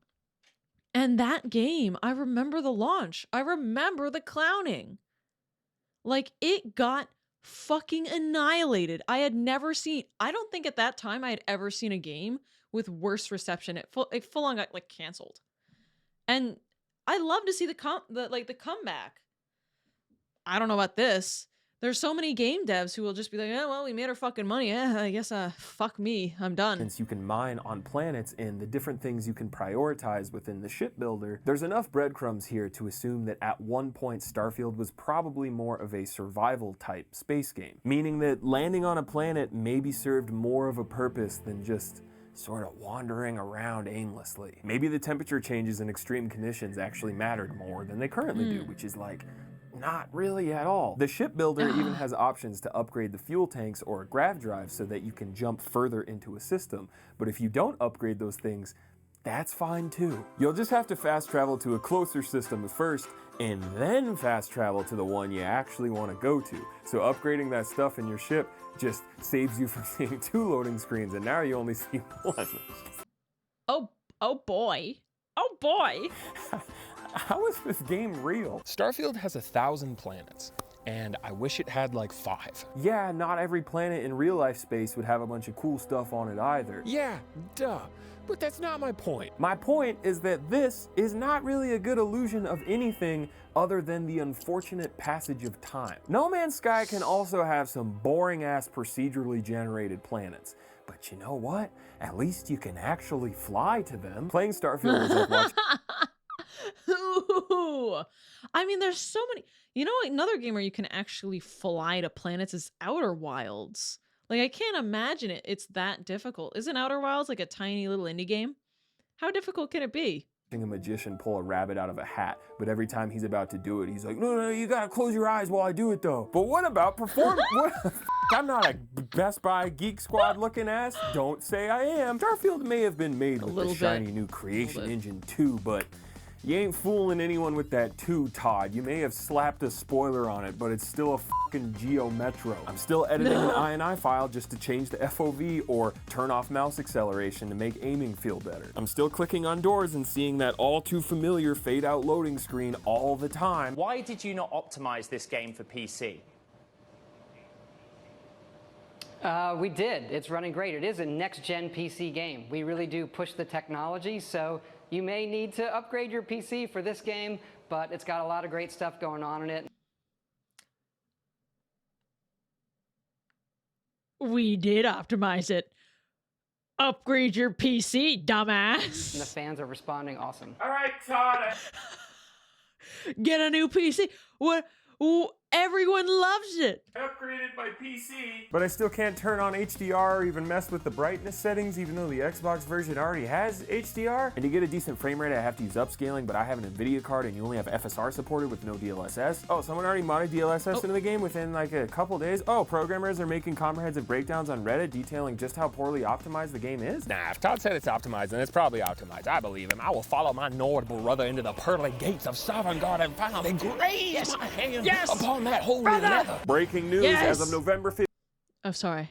Got a little into it. Bethesda is finally patching Starfield, adding an FOV slider, poorly implemented HDR, and much-needed DLSS support. Along with clear massive performance gains for both CPU and GPU areas, it's almost as if the game did in fact launch very unoptimized. The timing couldn't be better, 2 months after everyone already stopped playing it. This game hurts my stupid giant head. I can't understand it. I can't seem to... I mean, he did say they optimized it, but he didn't say they optimized it well. do anything right after experiencing this so-called game. Oh my god, I didn't even bring that up yet. God damn it. In Starfield, you can build settlements, and you have more freedom than ever with the builder, but there's not a whole lot of motivators to interact with it other than harvesting resources from a planet largely void of life. Add that to the super confusing structure of actually trying to connect your settlements across star systems and all the fast travel screens in between and your ship cargo and your inventory and getting over encumbered and ugh. In Fallout 4, it wasn't fun because the builder was good. Hell no. It's janky as hell and super frustrating. But it was fun because you were bringing life back into the apocalypse and building off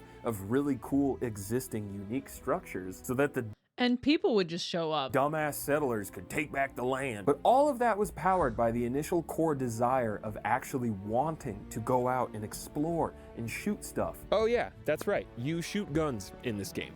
Starfield also has guns. No.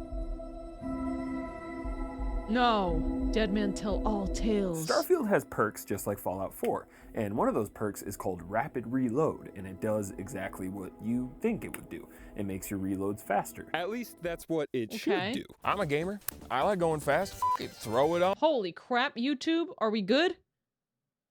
On Todd, send me the bill. It's on the house. Days later, I'm playing the game and I throw my last grenade. I reload my gun, and it's way faster than usual. What's going on here? Come to find out, that perk hasn't worked the entire time I've had it, because evidently, if I have any sort of throwable equipped rapid reload, it just doesn't work. I thought maybe I was alone, but nope. I looked it up, and apparently it's a common bug that, at least as of November 15th, still persists. Also, you know that text that appears at the top of the screen? It's just been broken. Yeah, sorry.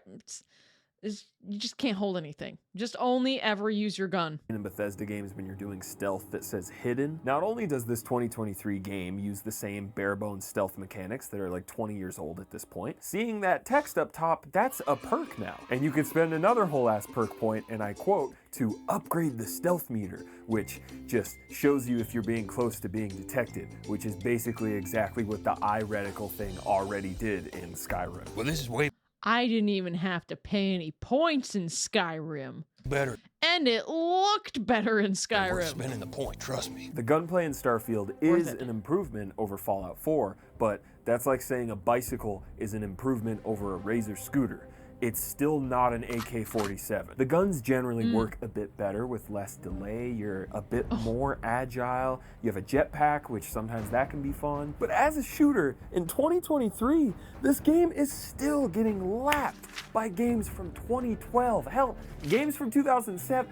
2004. I'm serious, sit down, play Starfield for an hour, and then go boot up Far Cry 3, or Bioshock, or Call of Duty 4, or any game in the orange box, and then go back to Starfield and tell me how it feels. Especially on controller, it just feels wrong. Oh boy. Fallout 4's shooting was barely serviceable only because of everything that surrounded it. It worked good enough because you got to explore a cool map and frequently fight cool, varied enemies using in Starfield. You know, I never actually grew up playing the shooter games. So when a shooter game sucks ass, I actually don't notice. I have nothing to compare it to. So this isn't something that would bother me. I'd probably be like, oh, nice, I'm shooting. But yeah, if you it's important to compete with the current market. The cool map is gone. The enemies are sometimes varied, but it is predominantly brain-dead humanoid space pirates that will just stand there and let you shoot them. And VATS doesn't exist anymore, so the act of shooting someone needed to feel really, really good. Throw in the still clunky melee combat, the super unintuitive UI of menus inside of... It's literally the fact that the arms are always so predictable when they are flying around in the melee combat. It looks the fucking same as Skyrim. Menus and the D-pad weapon swapping from Fallout 4 because apparently having a weapon wheel might make the creation engine explode. And what you have is a worse version of something that you have already played 8 years ago. All right, so what about quests? Bethesda has always been so strongly associated with NPCs and quests. Here's an example of the most common base.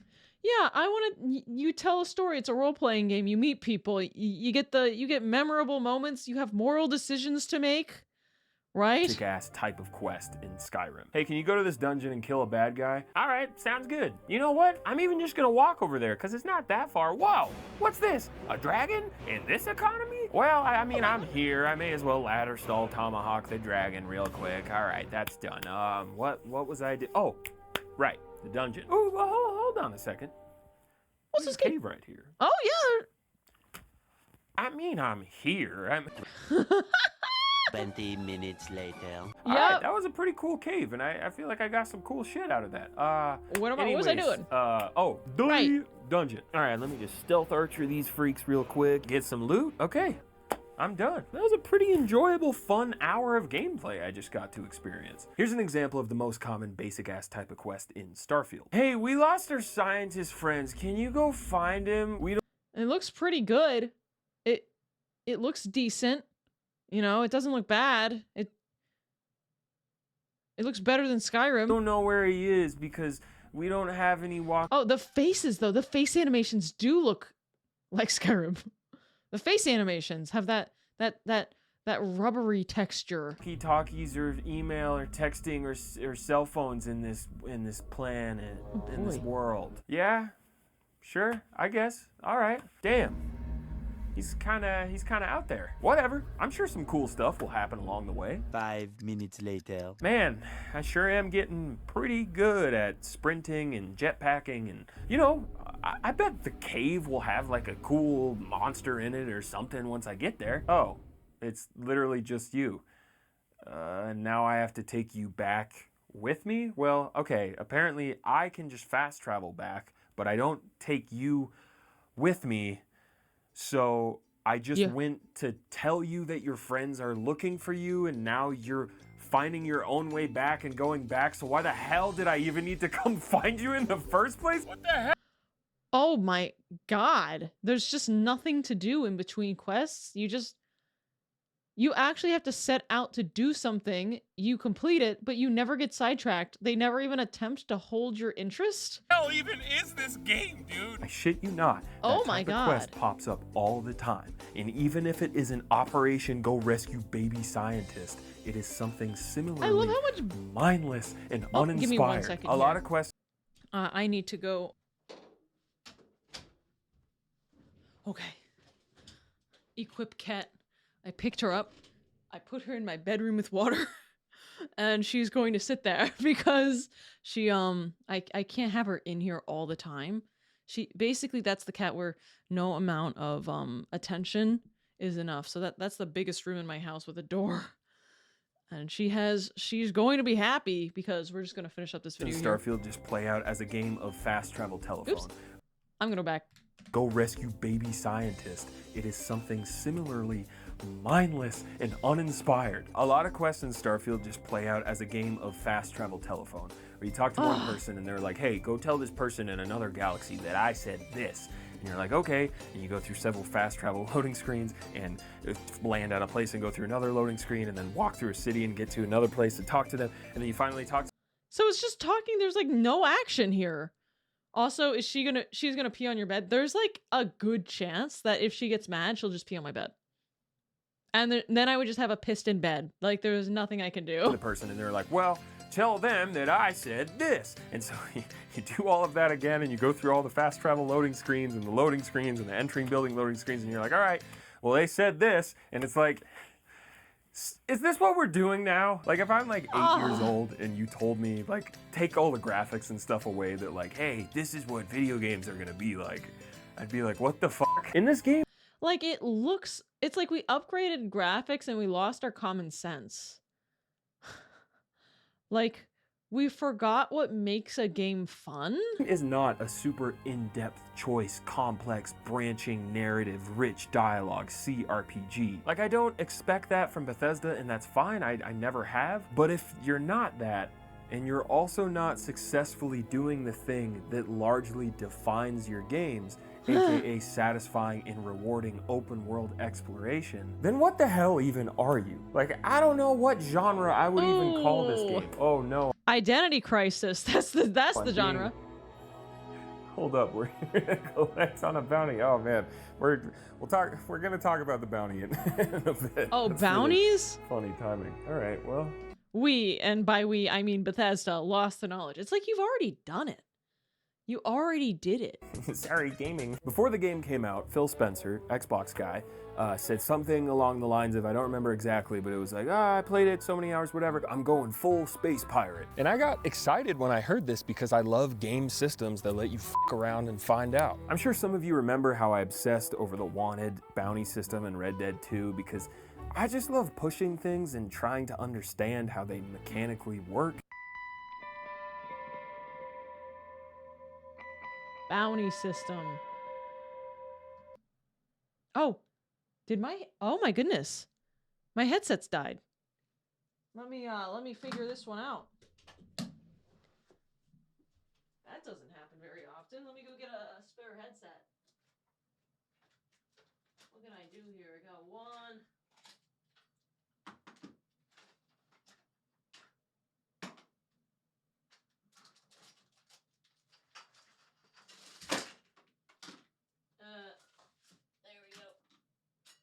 There we go.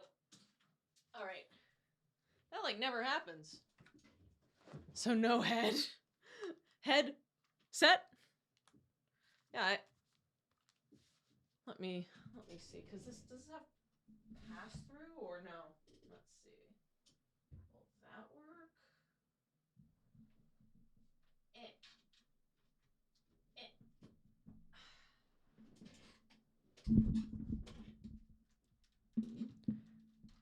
Oh, move this over.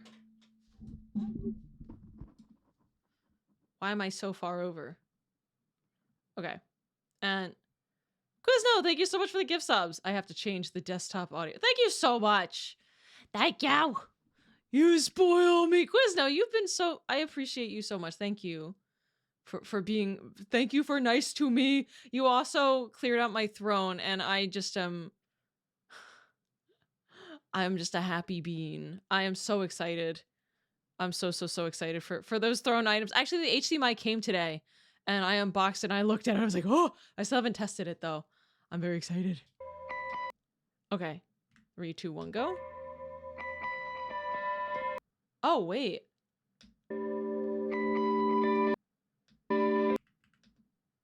Space. What happened? Oh, did they have to replace this audio? But the audio's all fucked up. Yeah, there's just no speaking, but there's subtitles. This is the most replayed part. What happened here?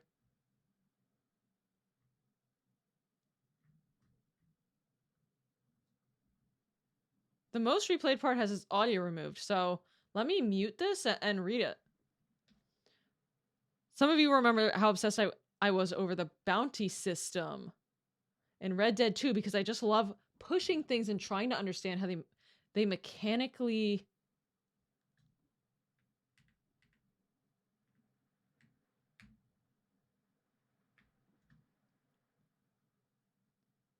how they work mechanically. I think I can confidently say that the bounty system in Starfield is far worse than Red Dead. Being a space pirate is so strongly discouraged that it is borderline impossible. The first time you get arrested, you don't go to jail, but this colonel or whatever, I don't remember his name, is like, hey, we don't actually want to throw you in jail, but we want you to be an informant of a space pirate fleet deported. I saw there was an option. I said, frick you, I'm fighting my way off this ship. Let's see if he's back. Not yet. It's still like fucking weird music. Oh, it got claimed. So we can just read this. So obviously I quick saved and then did that. It was a total bloodbath. Like I killed so many dudes and racked up such a... But I know Oh, here we are. It's back. so many dudes and I racked up such a high bounty. But I noticed that a lot of the named NPCs wouldn't... So many dudes and I racked up such a high bounty. But I noticed that a lot of the named NPCs wouldn't actually die when I shot them, which was a bit concerning, but I just kept on fighting. And eventually I fought my way all the way into the cockpit, and there was a second where I was like, oh shit, am I about to hijack this police ship and get the fuck out of here? Nope, can't fly this ship. And you are not authorized to pilot. Yeah, that's the point. before people would go in the comments and say, oh, it's because you got to upgrade your pilot license thing. Nope. You still can't fly it. You can't fly this ship, or a whole lot of other ships for that matter, no matter what. Just like you can't kill a lot of NPCs, no matter what, because Bethesda wants you to do space their way. This ship ew. bullship isn't exclusive to just that quest either. If you've played the Shit game, you know bullship. that a lot of the times when you land on a planet, another ship will coincidentally land around the same time, and you can see them and run over there and fight them. And you would assume, That's fun. I just killed all these pirates. All right, logical next step, loot the ship. Take the ship. But a lot of the time, not every time, but a lot of the time, at least for me, it just wouldn't let me. Most of the time I just saw this prompt and I didn't know why. So that bound Inaccessible. Bro, I would stop even trying. I would see a ship land and I would just go fucking leave. Because I have this idea that, oh, well, this could just be like nothing. I mentioned during the shootout with the space. Not only should you be able to go loot their ship, you should be able to take their ship and scrap it. Cops, yeah, it's very easy to quickly rack up a very high bounty in this game. And whenever you travel to a planet that has a major city, they do a forced contraband scan on your ship before you can land. Do I even like video games anymore? They also check to see if you have A contraband scan? You can't just like jam the thing or lie? a bounty in that star system. Contraband can be hidden to help avoid detection on the scan, but it requires having hidden cargo space on your ship. Why am I here?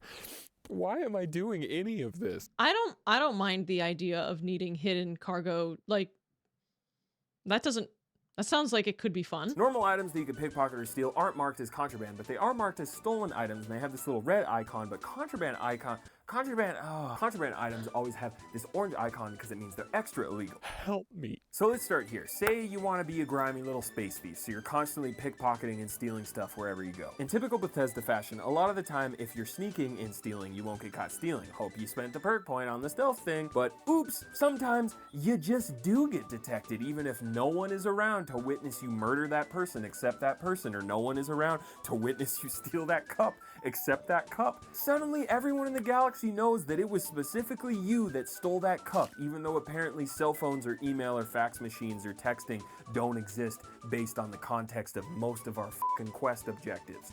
Wow, that is actual dog shit. I would be so mad. You go out of your way, check everywhere, no one's eyes are on you, you steal the fucking cup, and 5 planets away, Timothy in the well knows that I fucking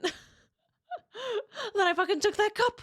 I don't want to do this anymore, please. The cup told them. The cup. It must have been the cup.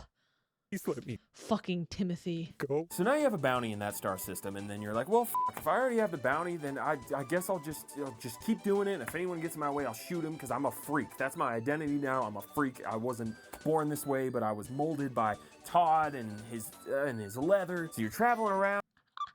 He's very influential. The leather really got to me. Stealing stuff from all these planets, trying to have a grand old time, and your bounty is getting pretty stacked. But oh shit, there's a main story mission in a city that you haven't been to yet, in a star system that you have that giant bounty in. You get scanned, the cops are pissed. You can choose to fight them off and grab drive fast travel away, but if you want to ever enter that city, you're gonna have to do something about that bounty. So you warp back, and this time you're like, all right, well, I can't pay the bounty because it's insane, so I guess take me to jail. And when you go to jail in this game, the cops will not only remove every single item from your inventory that was ever stolen, which slowly lists away at the top of the screen one by one, which this is never explained in the game as like some lore accurate space technology that tracks ownership. It's just magic where a cop 4 planets away knows that you stole this specific pen. But you're Dude, this makes it impossible to pick your own path in this game.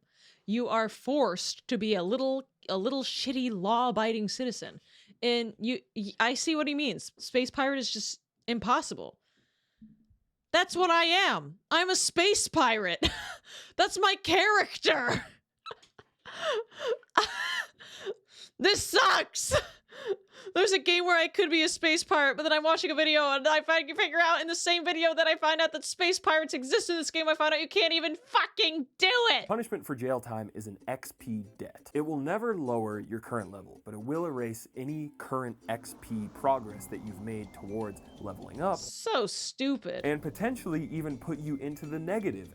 Oh, so stupid. As well, if it's high enough. Which it will be. This is kind of like how jail time in Oblivion could randomly lower some of your skills. Starfield says, hey, we know we can't actually force the player to sit in a jail cell, but we want there to be some sort of consequence for it being bad. And part of me is like, damn, that's actually kind of interesting and creative. I don't think that's interesting or creative.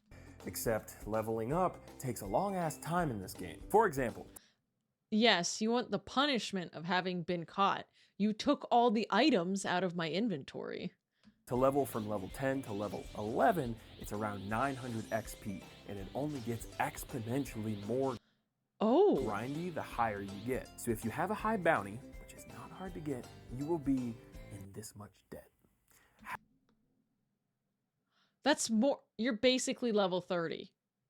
Have fun crawling out of that hole, you filthy little pirate bitch. It's also worth noting that much like a lot of stuff in this game, this mechanic is barely explained at all, and the only way to realize that you are in XP debt or track it is to look at the status screen. I understand having some sort of punishment for doing something bad and getting caught. I really do. But when leveling is this grindy, and the perks you get from leveling up don't actually work, or just straight up aren't worth it, and the game requires you to be scanned in order to land on certain planets because you can't actually just fucking fly the ship to the planet in this goddamn space game. Being punished this harshly for choosing a playstyle that is supposed to be viable in this so-called RPG is just super disappointing. Starfield. Guys, no one plays these games and doesn't steal anything. It's like, that's playing GTA and abiding all the traffic laws and driving in 25. I'm driving 25 in a 25 zone. Oh my gosh. No, you first, pedestrian. That's not the point. I'm playing a video game so I don't have to feel like it's realistic. I mean, to a certain extent, sure, but I want to be able to play a video game to do things that I wouldn't do in real life, you know? It would be a disappointment regardless of whatever year it came out, but unfortunately for Bethesda, 2023 was obscenely stacked with fantastic games in each of those specific genres that Starfield takes turns cosplaying as. It is an open world exploration game with little to no actual meaningful exploration. It is a glorified looter shooter that is still catching up to games that are now old enough to be in high school. And it is a role-playing game with so few meaningful roles to actually play and relationships to engage with. Oh my god. All those games coming out in 2023 and each individually smashing this game in every facet, that's pretty rough. I really want to like this game. Ooh. I am always going to cheer for Todd and Bethesda because they have given me so many amazing, memorable experiences for the past 20 years that have largely influenced my love for gaming. Yeah, no, same. I basically will buy the next Elder Scrolls even if it's a poopy dog shit product. The same way that I've kept buying Sonic games because I like Sonic Adventure and Sonic Adventure 2. I kept buying those shitty games for a long time. And I still am a Sonic fan! I want the next Elder Scrolls game to knock it out of the park. I will always root for anyone trying to make an ambitious video game. But after seeing what Bethesda has put out over the last decade, I just couldn't contain these thoughts and feelings any longer. I hope this video was at least kind of interesting, or at the very least digestible in a way that sort of made sense, even though I feel like I should be in the psych ward. If you can still see me right now, No. Thank you so much for watching my video, and I'll see you next time. This is actually... Oh my goodness. He doesn't look like he should be in the psych ward. He's one of the only gaming channel review people I've seen outside. Actually my off-road ball, because when I was filming the campfire scenes, my dumbass didn't realize that a yoga ball that I've been using for like 6 years shouldn't go out in the woods where there's like prickly goat head things, and I popped a bunch of holes in it. But fortunately my sister, the same one that I stole the original yoga ball from, had another gray yoga ball that's like got a bunch of ribs. Is that actually his sister? I've seen her around. I just don't know who she is. On it. So this is my off-road ball. Also, I only realized recently that there's like no aliens in Starfield, like big-eyed gray fuckers from Signs, not a single one. What? There's no like goofy goblin alien? What else do we... What? Guys. Oh my god. Oh my god, Bethesda's is not doing so hot. I didn't know it was so bad though. Everything I've heard about today is basically like, wow, Bethesda's fucking sucking ass.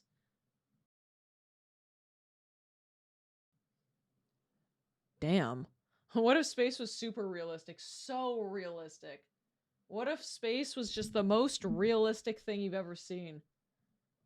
Okay, guys, we are going to... I did end up streaming for, 7 hours today. This is my second stream. I forgot that I had streamed so much. We're gonna go... we're gonna raid Miss Noonish. And I will see you guys tomorrow, I think? Yeah, I think I'm streaming tomorrow. Yes, I am streaming tomorrow. I have a collab tomorrow. So I'll see you for Dark Tide tomorrow at 3. I think I'm over-streaming a little bit. I might be over-streaming. I don't know. But I will see you guys. Thank you for watching. I had a fun time. I'm so sorry that Little Nightmares was just kind of like not the vibe. It was certainly weird. Immediately not entertaining. I was like so shocked. But anyway, I will see you guys, okay? Oh, no problem if you're gonna miss it. No pressure. I know.